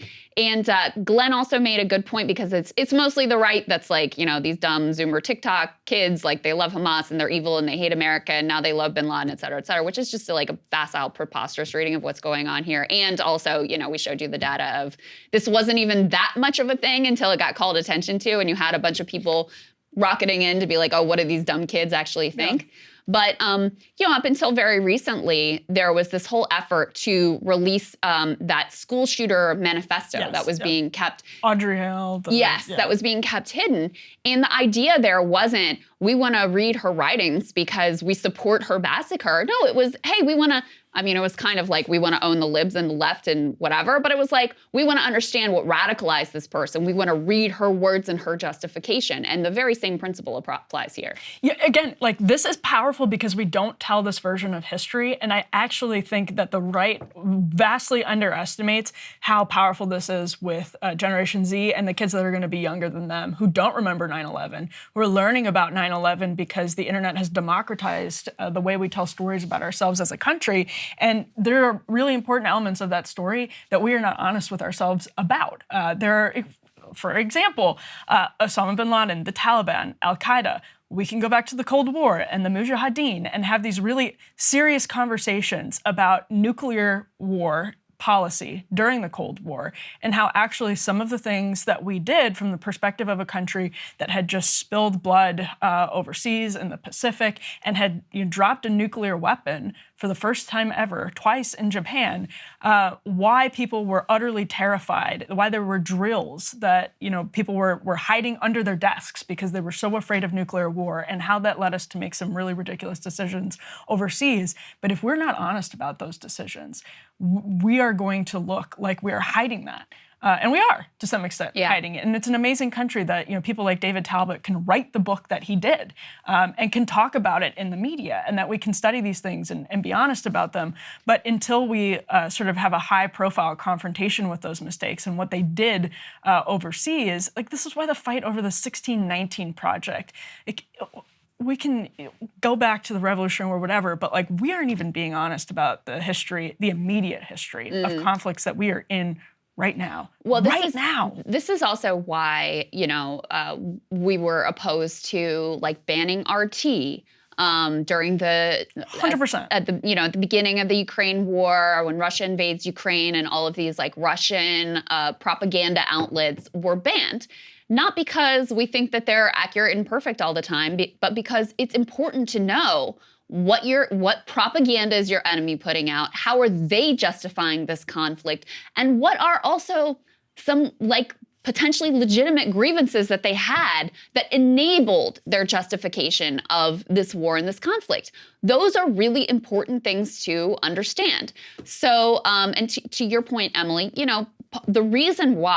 the big reason why we are so supportive of Israel since the 60s and so supportive of Saudi Arabia, and like these are our best buds in the region, is because we found them very useful for combating a pan-Arab movement. And we found these sort of like Islamist religious extremist groups like the Mujahideen in Afghanistan, bin Laden connection there. We found them useful for our aims at the time.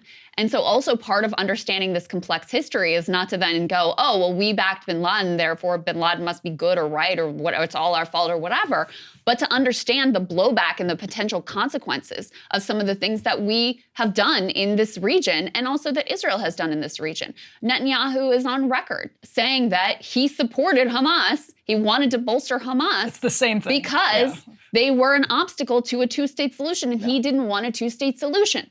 So to say all of these things isn't to say, ergo Hamas is good, or ergo it's all Israel's fault that they got, their citizens massacred. It's to understand the history so that we can try to keep people safe and avoid conflicts and avoid terrorism and avoid war in the future.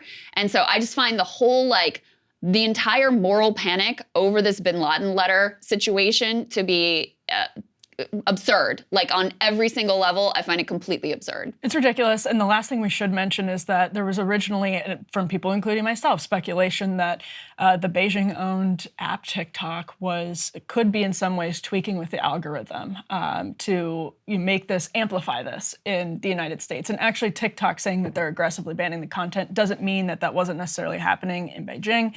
But I don't think it does. I don't think we actually even need TikTok, as the Google data that the Washington Post polled shows. We don't need TikTok. We don't need Instagram. Like the Russian memes from 2016 that they actually did put like $30,000 behind or whatever it was to have some minimal effect. We're trying to prey on these divisions over trans ideology and Black Lives Matter and all of this stuff in the US.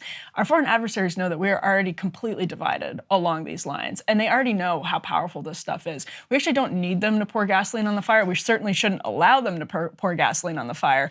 But even if they do, the fire's already burning. They might make the fire worse, but the fire's already burning because of plenty of the problems that we have on our own. And as of like 10 years ago, people can go read this in the Washington Post, there were CIA textbooks. They were made in like Missouri or Colorado that were encouraging and writing about jihad in Afghanistan that were from madrasas. And as of 10 years ago, they were still circulating. They're from like the 1980s. Wow. But, like, that is still a completely, there are still completely real fault lines that stem from this Cold War ideology that are driving the conflicts today, right now. I mean, some of these things are still being driven by them. So we need to be honest about it. And if we aren't, people should expect, the political establishment should expect a whole lot more sentiment exactly like this. And that is a great point, because a lot of this does come down to cope, that younger generations have a very different view of this conflict. 100%. And I don't think you can look at the poll, like none of these social media platforms are so powerful that what they serve you just like instantly brainwashes people into whatever view they're promoting. There is a genuine generational break in the way that people view this conflict between Israel and Palestine. And I think that is attributed to a lot of things. Sagar and I had a conversation about this. I think part of it is that young people didn't grow up in this Cold War era where it was like, these are our friends and that's that. And this sense of like, you know, it being existential that we just back our friends against the bad guys no matter what. And I think it also is attributable to the fact that there is less of a lock on what people are able to see and the media that they're able to consume. There's a lot of reasons, I'm sure, multifaceted, that have led to that, but it's organic. It's very clear in every single poll that comes out. And I don't know that the TikTok algorithm has a whole lot to do with it. Right. No, I agree completely.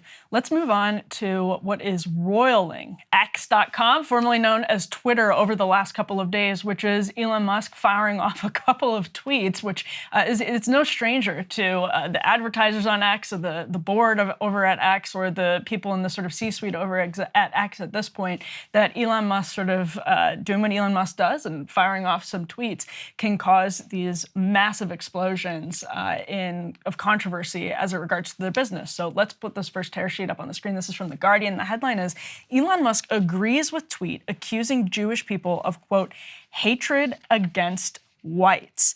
This then spurred, by the way, he was referring to this weird tweet that said, I'm going to read it actually, because if you're listening, you can see it on the screen if you're watching, but if you're listening, I think it's actually helpful to see the whole thing that he was responding to. Okay, Jewish communities have been pushing the exact kind of dialectical hatred against whites that they claim to want people to stop using against them.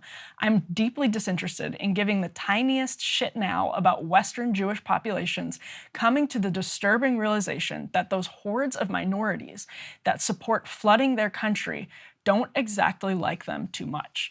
You want truth said to your face? There it is. So Elon Musk replies, you have said the actual truth.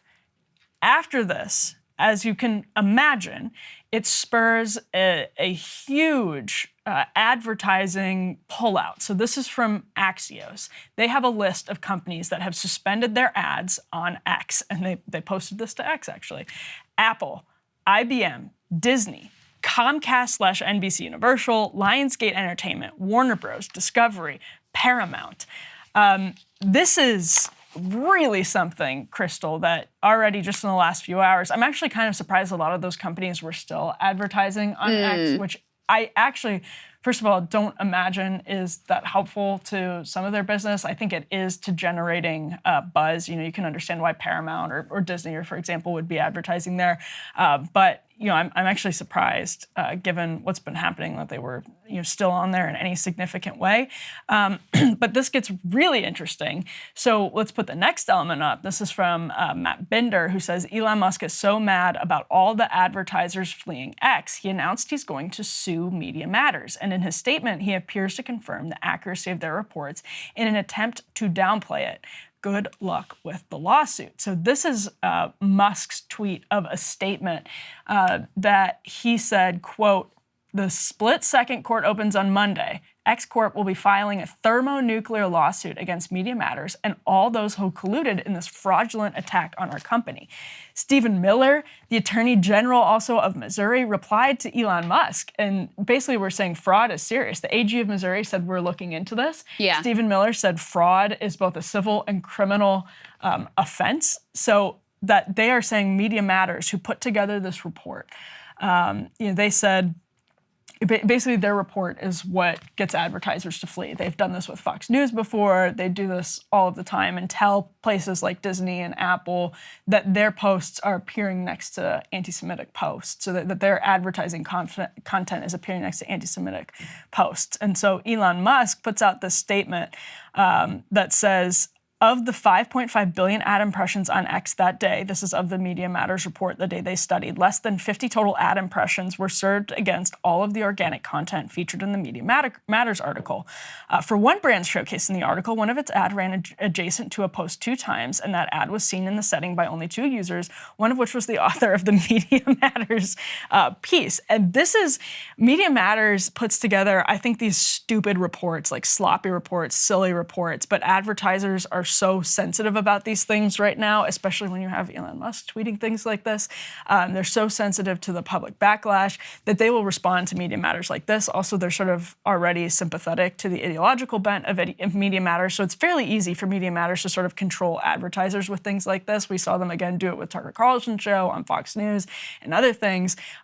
But Elon is accusing Media Matters of creating fraudulently like a puppet account and following accounts or taking activities to tweak or to mess with the algorithm so that it would serve them up the worst content on X. Now, there are people calling for Linda Yaccarino, who's in charge of trust and safety at X. She's the CEO. She's the CEO now. CEO. Okay. Yeah, she's the one who. Oh, that's right. She came from NBC, and the whole reason was because she was the head of advertising at NBC.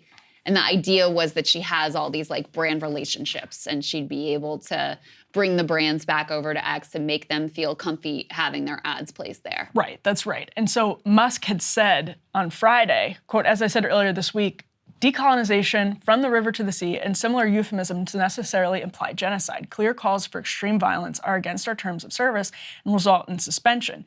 Jonathan Greenblatt of the Anti-Defamation League responded to Elon Musk and said, this is an important and welcome move by Elon Musk. I appreciate this leadership in fighting hate.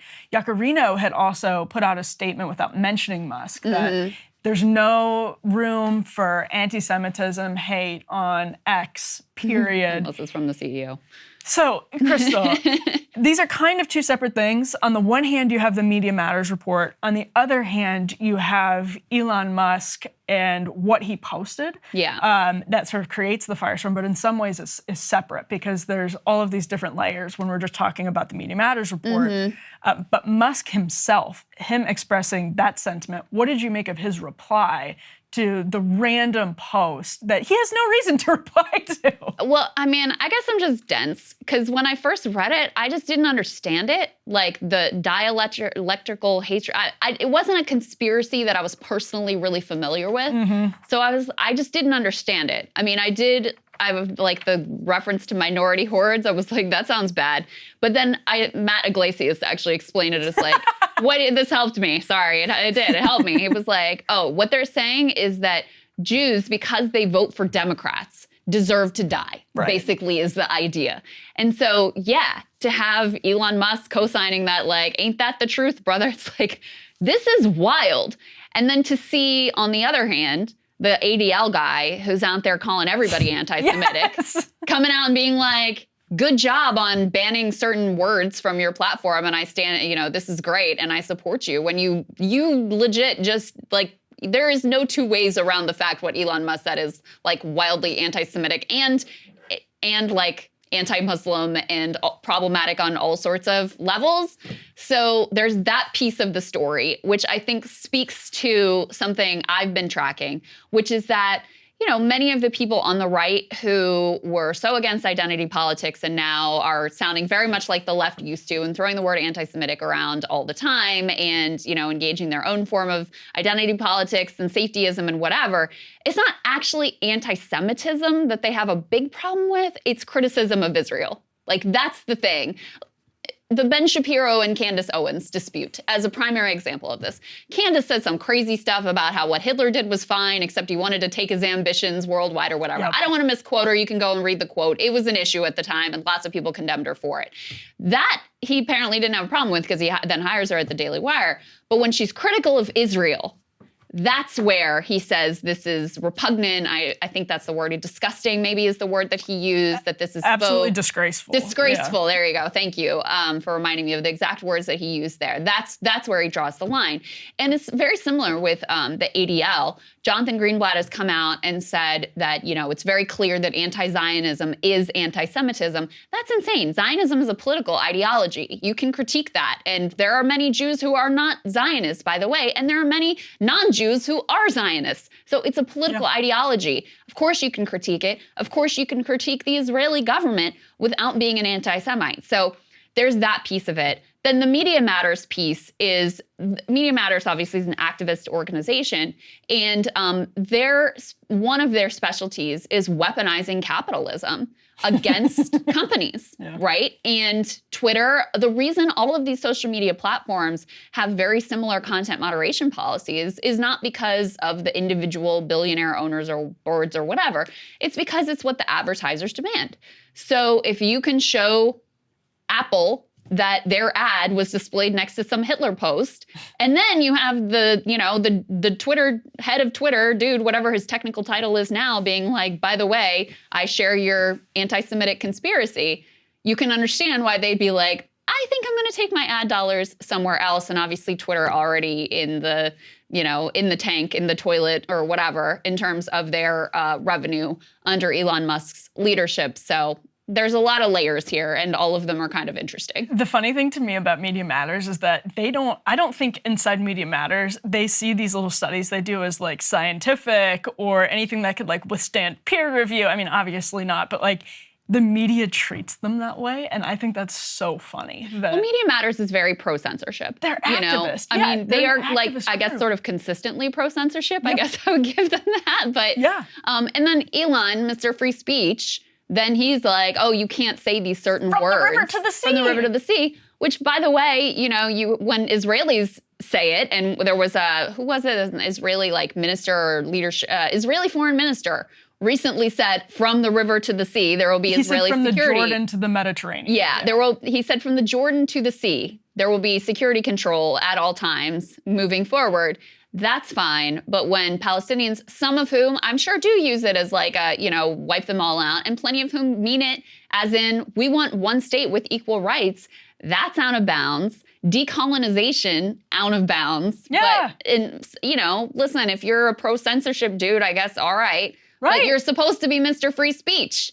And you can't use these words and phrases on your site? Listen, I think the right needs to be more consistent on this period. I think free speech people need to be more consistent on this period because this long predates October 7th. And, you know, there's a really serious problem with inflation, like definition inflation that we talk about on the right all of the time when it comes to words like racism and bigotry, particularly one that's really obvious is white supremacy, sort of taking how a lot of people used to understand those terms and the definition that we used to sort of have consensus on, and then at least briefly, and then inflating it to include people who are, you know, acting in good faith, are decent and civil, but you just disagree with them, and you weaponize the term by wrapping it into it. That happens with anti-Semitism on the right. That is the way that the definition is often inflated, and I think sometimes, you know, there is very much anti-Semitism that gets ignored in the press and that people don't talk about, but there are a whole lot of other things. Decolonization is not necessarily anti-Semitism to talk or about genocidal. No, it's absurd. And if Elon Musk, by the way, wants to take the side of The Guardian in deplatforming things that are uncomfortable, when we were talking about the Osama bin Laden letter last segment and The Guardian pulling it down, that is a bad move, even though it's Osama bin Laden, because we need to be able to read these things. And even if you think From the River to the Sea is what Elon Musk is saying it is, even if you agree with him that, and I generally do think that a lot of times it is used with a sort of wink, wink, you kind of know what I mean, not always, but I think sometimes it is used that way. Even if you think that's always how it's used, it should be allowed on your free speech absolutist platform, because the minute you start banning things is when bad ideas metastasize in the shadows. The minute you start banning things is when people get really curious about them, and it's when you give them power. You give things power by banning them, and we should all be able to read exactly where everybody stands on this. And I understand advertisers not wanting their content on that. Then he needs to figure out another business model, which he's sort of trying to do, but this is not the sort of magic wand that fixes the free speech magic wand that makes Twitter suddenly better again. Yeah. Jim Zogby shared a poll of when Palestinians say, one state or from the river to the sea, they tend to mean, and I'm not saying in all cases, one state with equal rights for everyone. Now, Israelis, Jewish Israelis, see that as an existential threat because they see the Jewish nature of their state as being an essential quality. And if everyone in the territory from the river to the sea had equal rights, you would no longer have that Jewish majority. Mm-hmm. And so that's why they see it as existential. But the number of genocidal posts that you see coming from Israeli ministers are like, wipe them out, erase them all, who are actively arguing for displacing them all permanently out of Gaza. And that's all fine and good. It makes it very difficult for me to stomach this sort of freak out over a chant that has been used for a long time, an attempt to demonize a chant that many people genuinely do mean as like a call for one state with equal rights, whether you support that solution or not. But I think your point is the most important one, Emily, which is that, listen, if you support free speech, you don't get to pick and choose. No. I don't get to pick and choose when it's speech that I don't like, and there's plenty of it. Saagar. Yeah. Most of what he says. Not most, but some. But you don't, making space for speech that you find abhorrent is kind of the point of free speech.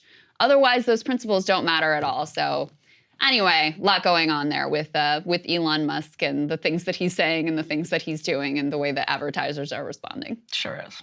Well, perhaps the most influential AI company on the face of the earth was thrown into chaos starting on Friday when founder Sam Altman was pushed out of the company. We're going to get into the whole timeline that transpired over the weekend, but let's just start with the news. After being fired on Friday, Sam Altman, we can put this first element up on the screen here. He said, "I loved my time at OpenAI. It was transformative for me personally and hopefully the world a little bit. Most of all, I loved working with such talented people. We'll have more to say about what's next later." Well, actually, we know what's next. After a wild weekend where he's pushed out, he's flirting actually with coming back. There's news reports that he's coming back. He's posting pictures that suggest maybe he's coming back. It turns out he's actually landed at Microsoft. We can put the next element up on the screen.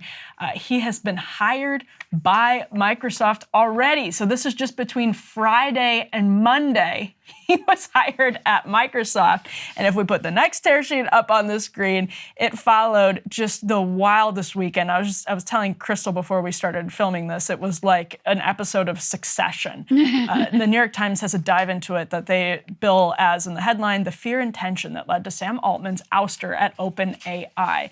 It looked, from reports, especially originally, because of where the fault lines are. Now, OpenAI has a really interesting structure. This is from the New York Times on Saturday. They said the conflict between fast growth and AI safety came into focus on Friday afternoon when Mr. Altman was pushed out of his job by 4 of OpenAI's 6 board members. One of the chairman of the board actually wasn't on this meeting when they ousted Sam Altman. A couple big members of the team. Their chief technology officer quit after Altman was pushed out by the board. He was asked to join this board meeting over video at noon in San Francisco. They're reading from a script, according to the New York Times. The remote breakup. That's a rough one. The remote breakup. And, again, this is one of the most interesting parts of it, is that they have this nonprofit board. Obviously, OpenAI started as a nonprofit. Altman was one of the people who actually pushed. He was really the person who pushed to start funneling all of this corporate money into OpenAI. So they're governed by a nonprofit board. I'm reading from the Wall Street Journal now. Only a minority of its members were allowed to have a financial stake in the company at any given time, according to the company's bylaws. Altman himself had no equity in the company, further diminishing his influence with the board. This setup, as the journal continues, allowed the board to essentially oust Altman without the consent of some of OpenAI's largest investors, and even though he delivered rapid financial success for the company and sent its valuation soaring, because the members of the nonprofit board don't exactly have the same, financial motives or interest in the financial motives that somebody like Sam Altman would, after steering all of this Microsoft cash and other corporate cash into OpenAI. And now, obviously, Altman is going to Microsoft to work on AI. That's part of this deal. He's the head of their AI operations now, which means presumably he's going to be, I would imagine he's still going to have, because of the stake that Microsoft has in OpenAI, Altman still apparently has very good will with people on the for-profit side of OpenAI. That's why this was really shocking to the AI community. He's ousted by this split, Crystal. I'm really curious to see what you think about this fundamental split in the AI world between people who say we need to reel this in, begging for regulation, people like Tristan Harris at the Center for Humane Tech, which worked with the Biden administration on the recent executive orders. So people who are just saying we need to reel this back in, this technology it's a Pandora's box. It's open and we need to kind of pull it back in as quickly as we can. And the sort of Mark Andreessen camp that is, full techno-optimist, and we need to, be actually on the accelerator right now, because there's so much good that can come from this. And the more sort of profit motive and capitalist drive is involved in the process, the better it's all going to be. Altman is more on the techno-optimist side of this. He's actually been pushed out by some of these same foundational dynamics that he tried to navigate and actually accommodated when he was in charge of OpenAI. So the history of OpenAI is it originally is established, Altman, actually Elon Musk was involved at that time, and a number of other people established OpenAI as an explicitly nonprofit organization to try to pursue tech, including obviously AI, under a nonprofit umbrella, so that all the decision-making wasn't driven by just the profit motive. So that was the original idea. Which is a good idea, by the way. Which is a really good idea and something that I fully support, because I do think that there are reasons to be concerned about what AI could unintentionally unleash, especially if you have, big business controlling the decision-making and driving the direction of development. Not only are you not going to pursue some of the things that actually could be really good for humanity because those things don't turn a profit, but you also run the risk of unleashing things that are really not ready to be unleashed and have inherent risk. We got a little bit of a glimpse of this when ChatGPT was rolled out. And remember, there was that brief period before they sort of lobotomized ChatGPT where people were having some really wild, some real wild stuff was going on over there. And part of why, AI is different than other tech is, I saw someone explain that, it may have even been Sam Altman that explained this, but I'm not sure. But, like a phone, I don't know how a phone works, but I know there are people who could tell me how it works, right? Who could explain this piece and this fits with this and this is how, there's a functionality that human beings understand. With large language models, it's not like that. You feed in all of this insane astronomical amounts of data and you create something that is different, that you can't there is no human being on the planet who could tell you, if you ask the ChatGPT this question or the AI this question, because of how it's programmed, you're going to get this result. That's what makes it that's what makes it so different. That's what makes it so, frankly, scary. That's what makes it something that you should approach with some caution and care and not just leave up to the whims of markets and people who want to turn a huge profit on it. So yeah, I mean, that's sort of the overall state of affairs.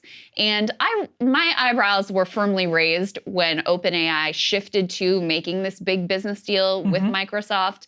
I had a lot of questions about the direction that would go in. Sam was very out front, being like, no, it's fine. I totally trust them. It's going to be all good. The other cultural divide or like philosophical divide in Silicon Valley too is between the effective altruists that we've covered in the context of Sam Bankman-Fried, who have this philosophy that is like, you know, the best, we need to calculate the best, greatest good that our dollars can be put towards. We should do everything we can to get wealthy and then use that money in these like directed ways towards the things that we find to be the greatest threat to humanity and civilization, and put your feelings aside about whatever cause like emotionally moves you, and we'll just do this complex calculus. I have all sorts of issues with that. I did a monologue on it. You can listen to it. But one of the things that they identified as one of the grave risks that a lot of money should be funneled into is the threat from AI, sort of AI gone wild, I guess you would say. Another one was pandemic preparedness. That's why Sam Bankman-Fried's thing was always like cloaked in, oh, sure, it's not about me getting the regulation or the non-regulation I want of crypto. It's really about pandemic preparedness. Anyway, AI development was the other big cause, or one of the other big causes that they're devoting to. There's a lot of Silicon Valley and tech types who do believe in the effective altruist like system.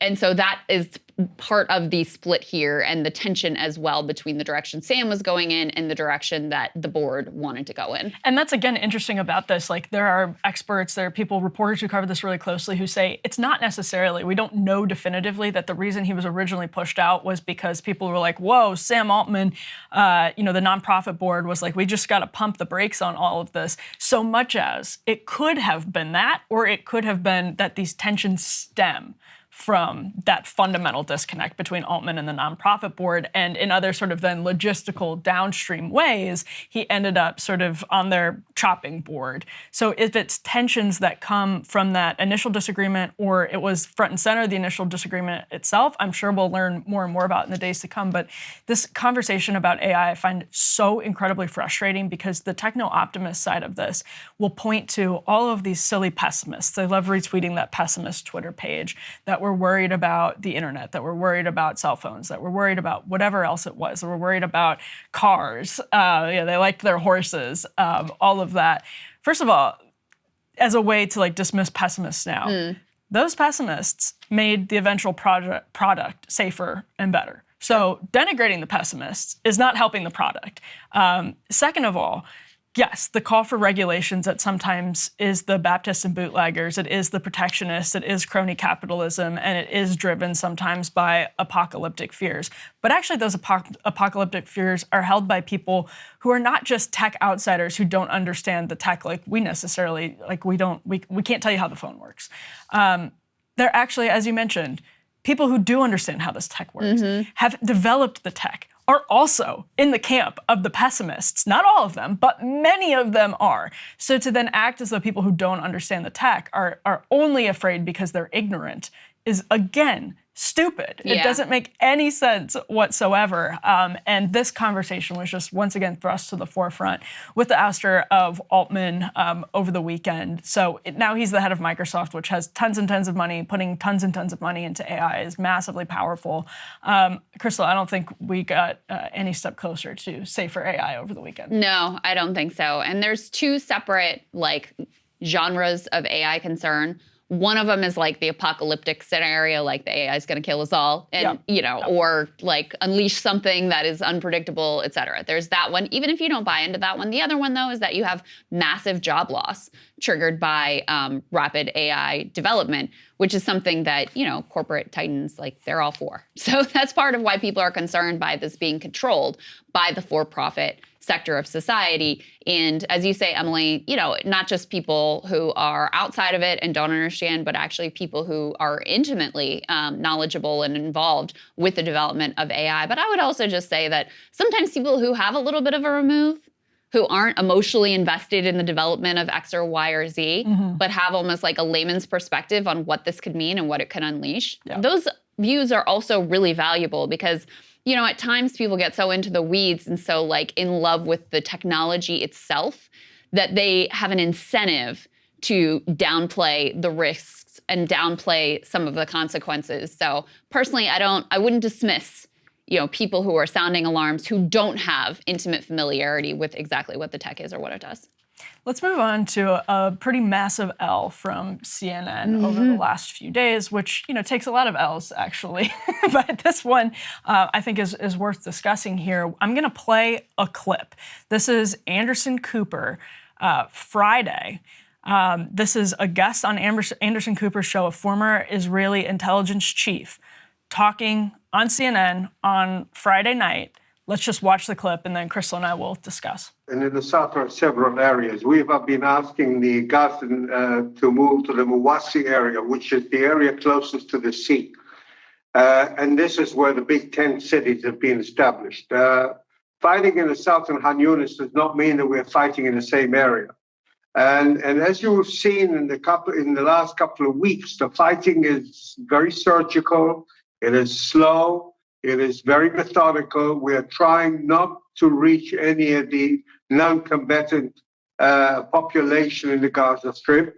And I think that there is no way that we can eradicate the Hamas without dealing with most of its forces that have fled to the south.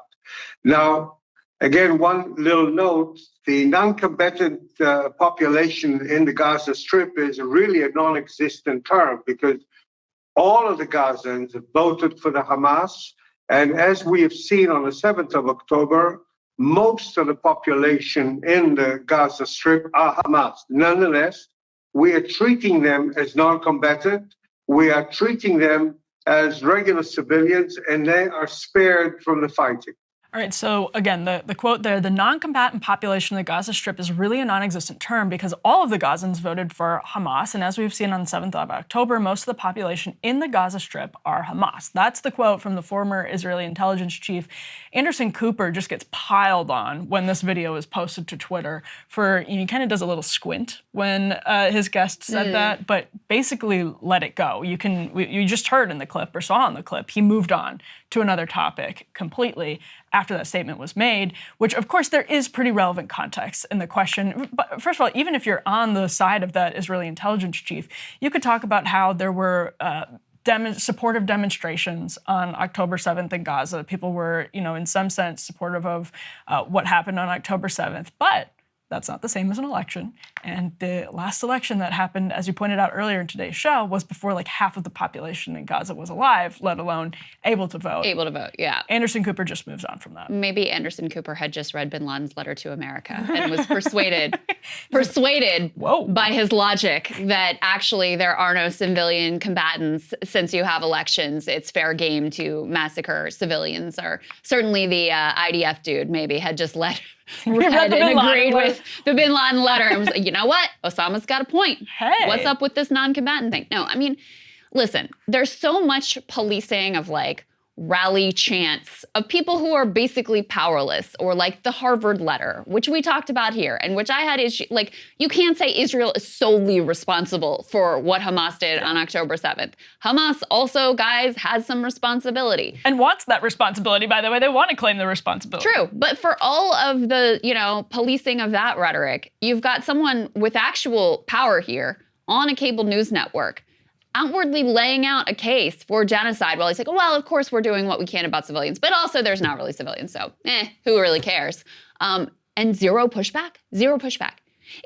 You could not imagine the same thing happening on the other side. If you had somebody on there who was like making the case that, well, actually, all of these Israeli civilians, like, they're not really civilians because they voted for Netanyahu and they're complicit in the apartheid and like the blockade and the occupation. So they like basically the music deserve festival. to. Right. There is no way that would go unchallenged, and it shouldn't. It shouldn't, by the way.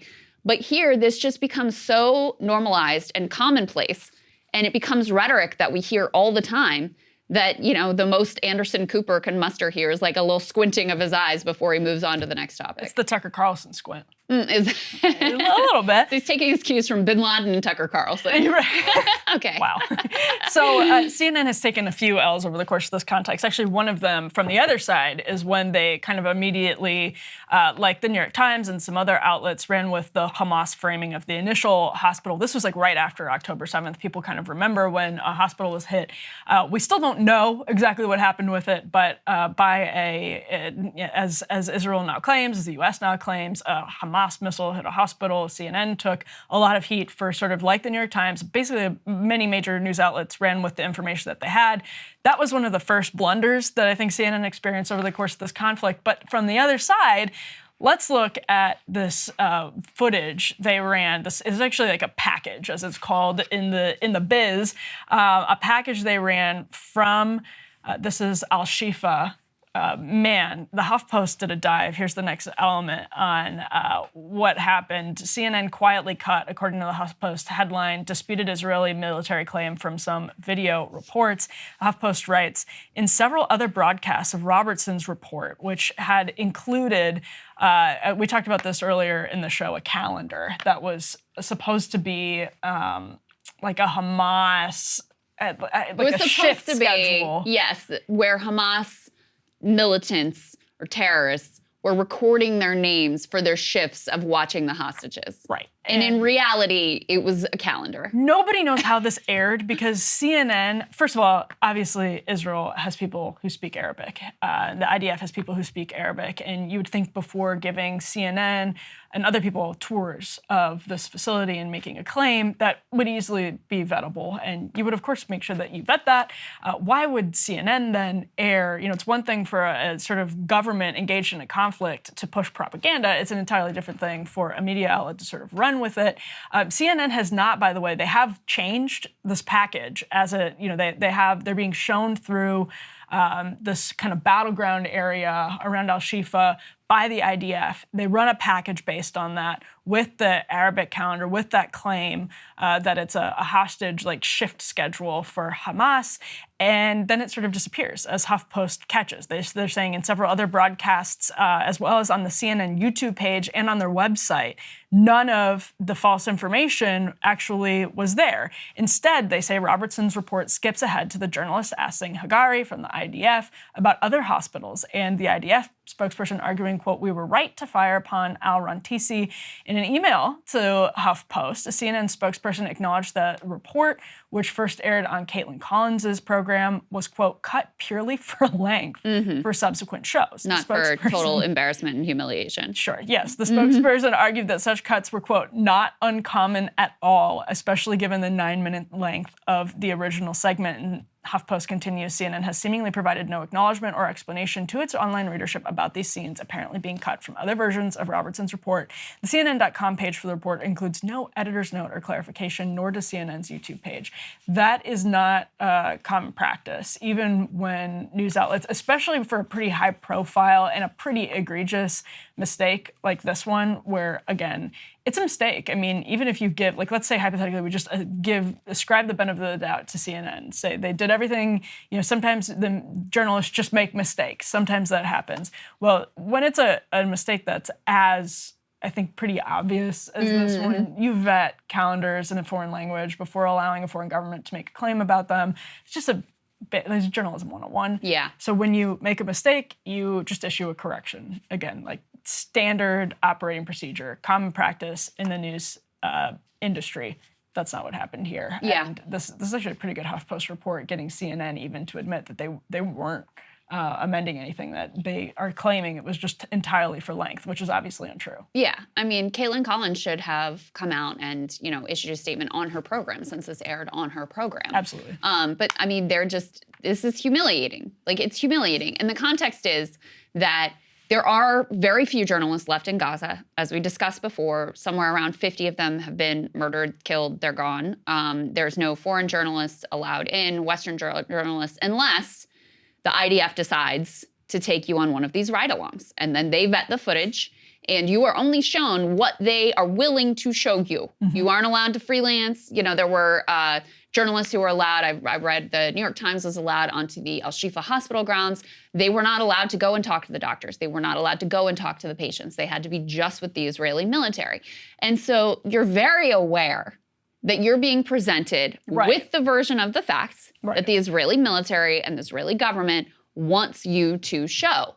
So if anything, you should be even more vigilant and do even more fact-checking about what it is that they are presenting to the world, because you are being used for their propaganda. Like, there's just no other way around it. Now, listen, you may say it's worth accepting those conditions so that at least there is some picture of what is happening there. And also, it's worth knowing what their version of the propaganda is, but it should always be framed in that context. So it's utterly humiliating for them that, given that state of affairs, they just run with these claims of the calendar, which is easily debunkable, which, again, CNN has many Arabic speakers on their staff, and they couldn't bother to just check in with one of them to see if the claims added up. And rather than doing the honorable thing, admitting, taking the L, admitting, like, guys, we screwed up here, we should have checked this, we didn't. Here's, it wasn't a Hamas militant recording of their, hostages or whatever. It's actually just an Arabic language calendar. Sorry for that.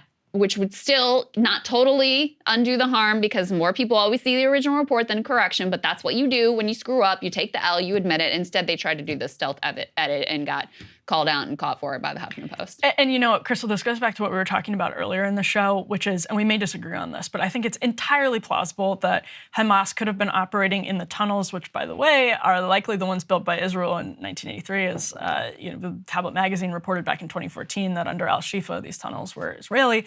I think it's entirely plausible that Hamas, we know they operate underground. We know that they've operated beneath hospitals. We know that. We can debate the specifics, but we at least, like, that is true. And so it's possible that Hamas is operating some sort of central command center out of al-Shifa or out of the tunnels beneath al-Shifa. Possible. Even if you're sort of, you agree with me on that point, Israel, and of course CNN, but definitely Israel, is not doing itself any favors. There's no way in which lying about these sorts of things or failing to vet these sorts of things or putting forward such sloppy propaganda makes any strategic sense whatsoever, because all it does is make it much harder, let alone for the Gazans that want to trust you when you're telling them to evacuate to the south, and they're skeptical as to whether A, they'll be able to return, and B, they'll be safe if they're in these crowded refugee camps in the south. But the sort of Western population, where we're going to talk about some polls with the guest next that show a lot of opposition to Biden's pro-Israel policy, that is not helping Israel at all. This is sloppy propaganda. This is, I'm not begging them for, good propaganda. I'm just saying that by their level of contempt. The strategic argument, they're going around saying transparency, transparency, transparency. The video is on our side out of al-Shifa. We are being transparent. We're putting up these videos. We're giving the media tours. These are, from the pure cynical strategic standpoint, these are massively unforced errors, because they're losing trust with every single one of these examples, and there's no need to claim that a calendar is a hostage watch shift if it's not. Yeah, I think that is all very true. All right, let's go ahead and get to a Democratic Senate candidate in the state of Michigan who has some real thoughts about Biden's Israel policy. Let's get to it. Excited to be joined this morning by a Democratic candidate for Senate in Michigan. Nasser Beydoun is a business owner. He also was the executive director of the Arab American Chamber of Commerce and chair of the Arab American Civil Rights League. And it's great to have you join us this morning, sir. Welcome. Thank you. Great to be here. Yeah, it's our pleasure. So go ahead and put this up on the screen from Fox News. You had a spicy take here. You are urging Biden to drop out of the 2024 race, and you are pointing in particular to what you describe as his handling of the Israel-Gaza conflict, throwing his presidency into a tailspin. Just elaborate on why you're making this call and what you're seeing there in Michigan.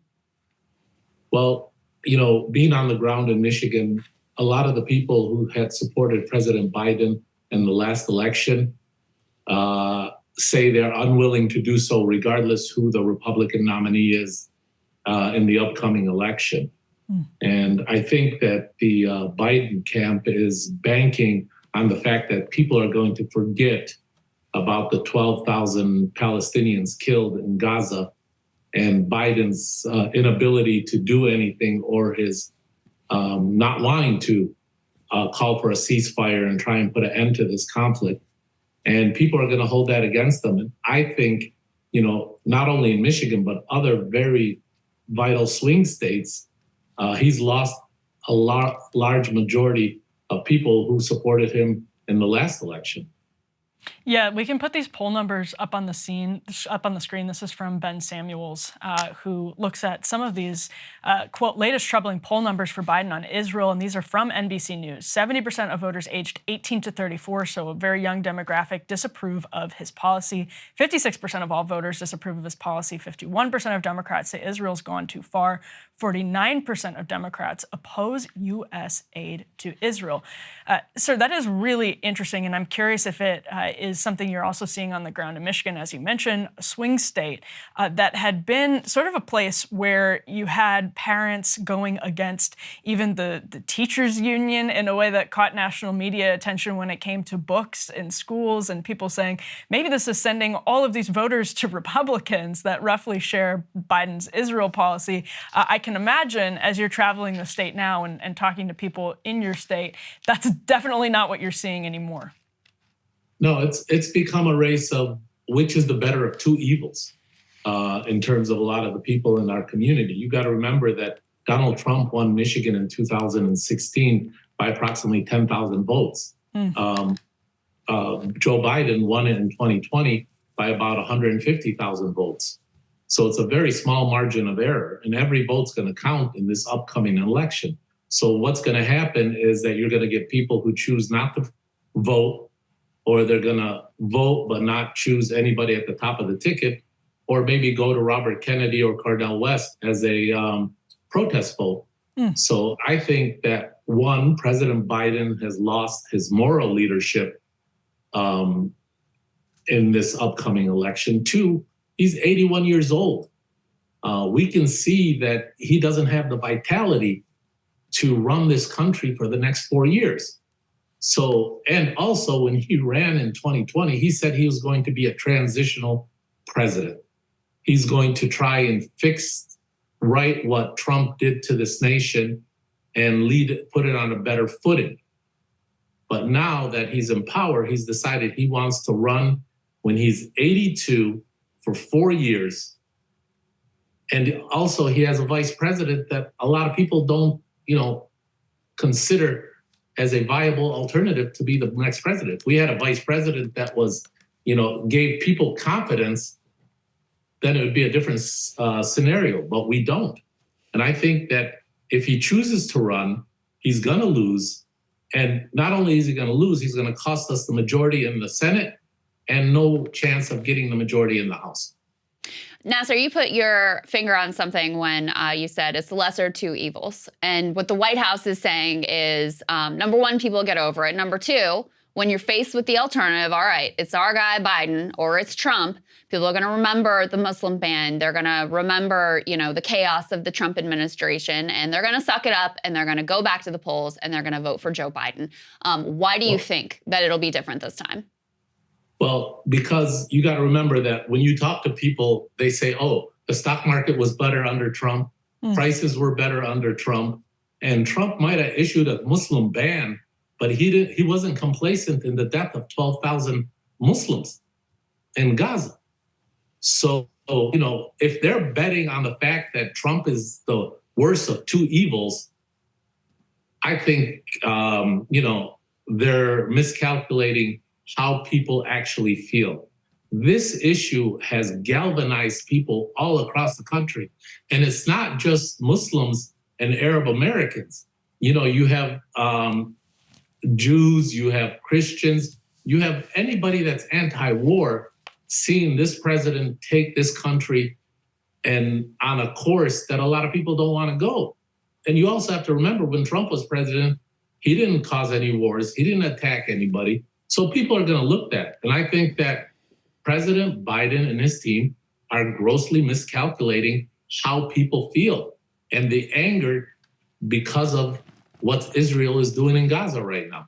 And a lot of college towns in Michigan, in your state, Nasser. So how are you seeing this dynamic translate into The primary campaign for U.S. Senate, obviously, Alyssa Slotkin is running for U.S. Senate in Michigan, establishment Democrat figure, actually former CIA, which is interesting in the context of this particular issue. So when you see young voters, as you point out, not just Arab Americans, but sort of across the board young voters opposing the Biden administration's policy here, have you seen some of those dynamics then translate into the Democratic primary for the Senate seat in Michigan?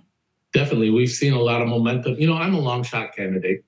I'm not your typical candidate that's going to be running for U.S. Senate. I've never held office before. I'm an immigrant. I'm an Arab. I'm a Muslim. I'm a man. So, but I do see that our position, our opposition to AIPAC's dominance and occupation of Congress is really gaining traction with people. And, you mentioned Alyssa Slotkin's. Well, if AIPAC and the CIA had a baby, it would be Alyssa Slotkin's. So, this is a fight that we're going to take to the people of Michigan and let them choose who they want to represent them in the next U.S. Senate race. Lastly, Nasser, just to go back to the Joe Biden point, would you go so far as to say you think he's doomed in the state of Michigan based on what you're hearing and seeing on the ground?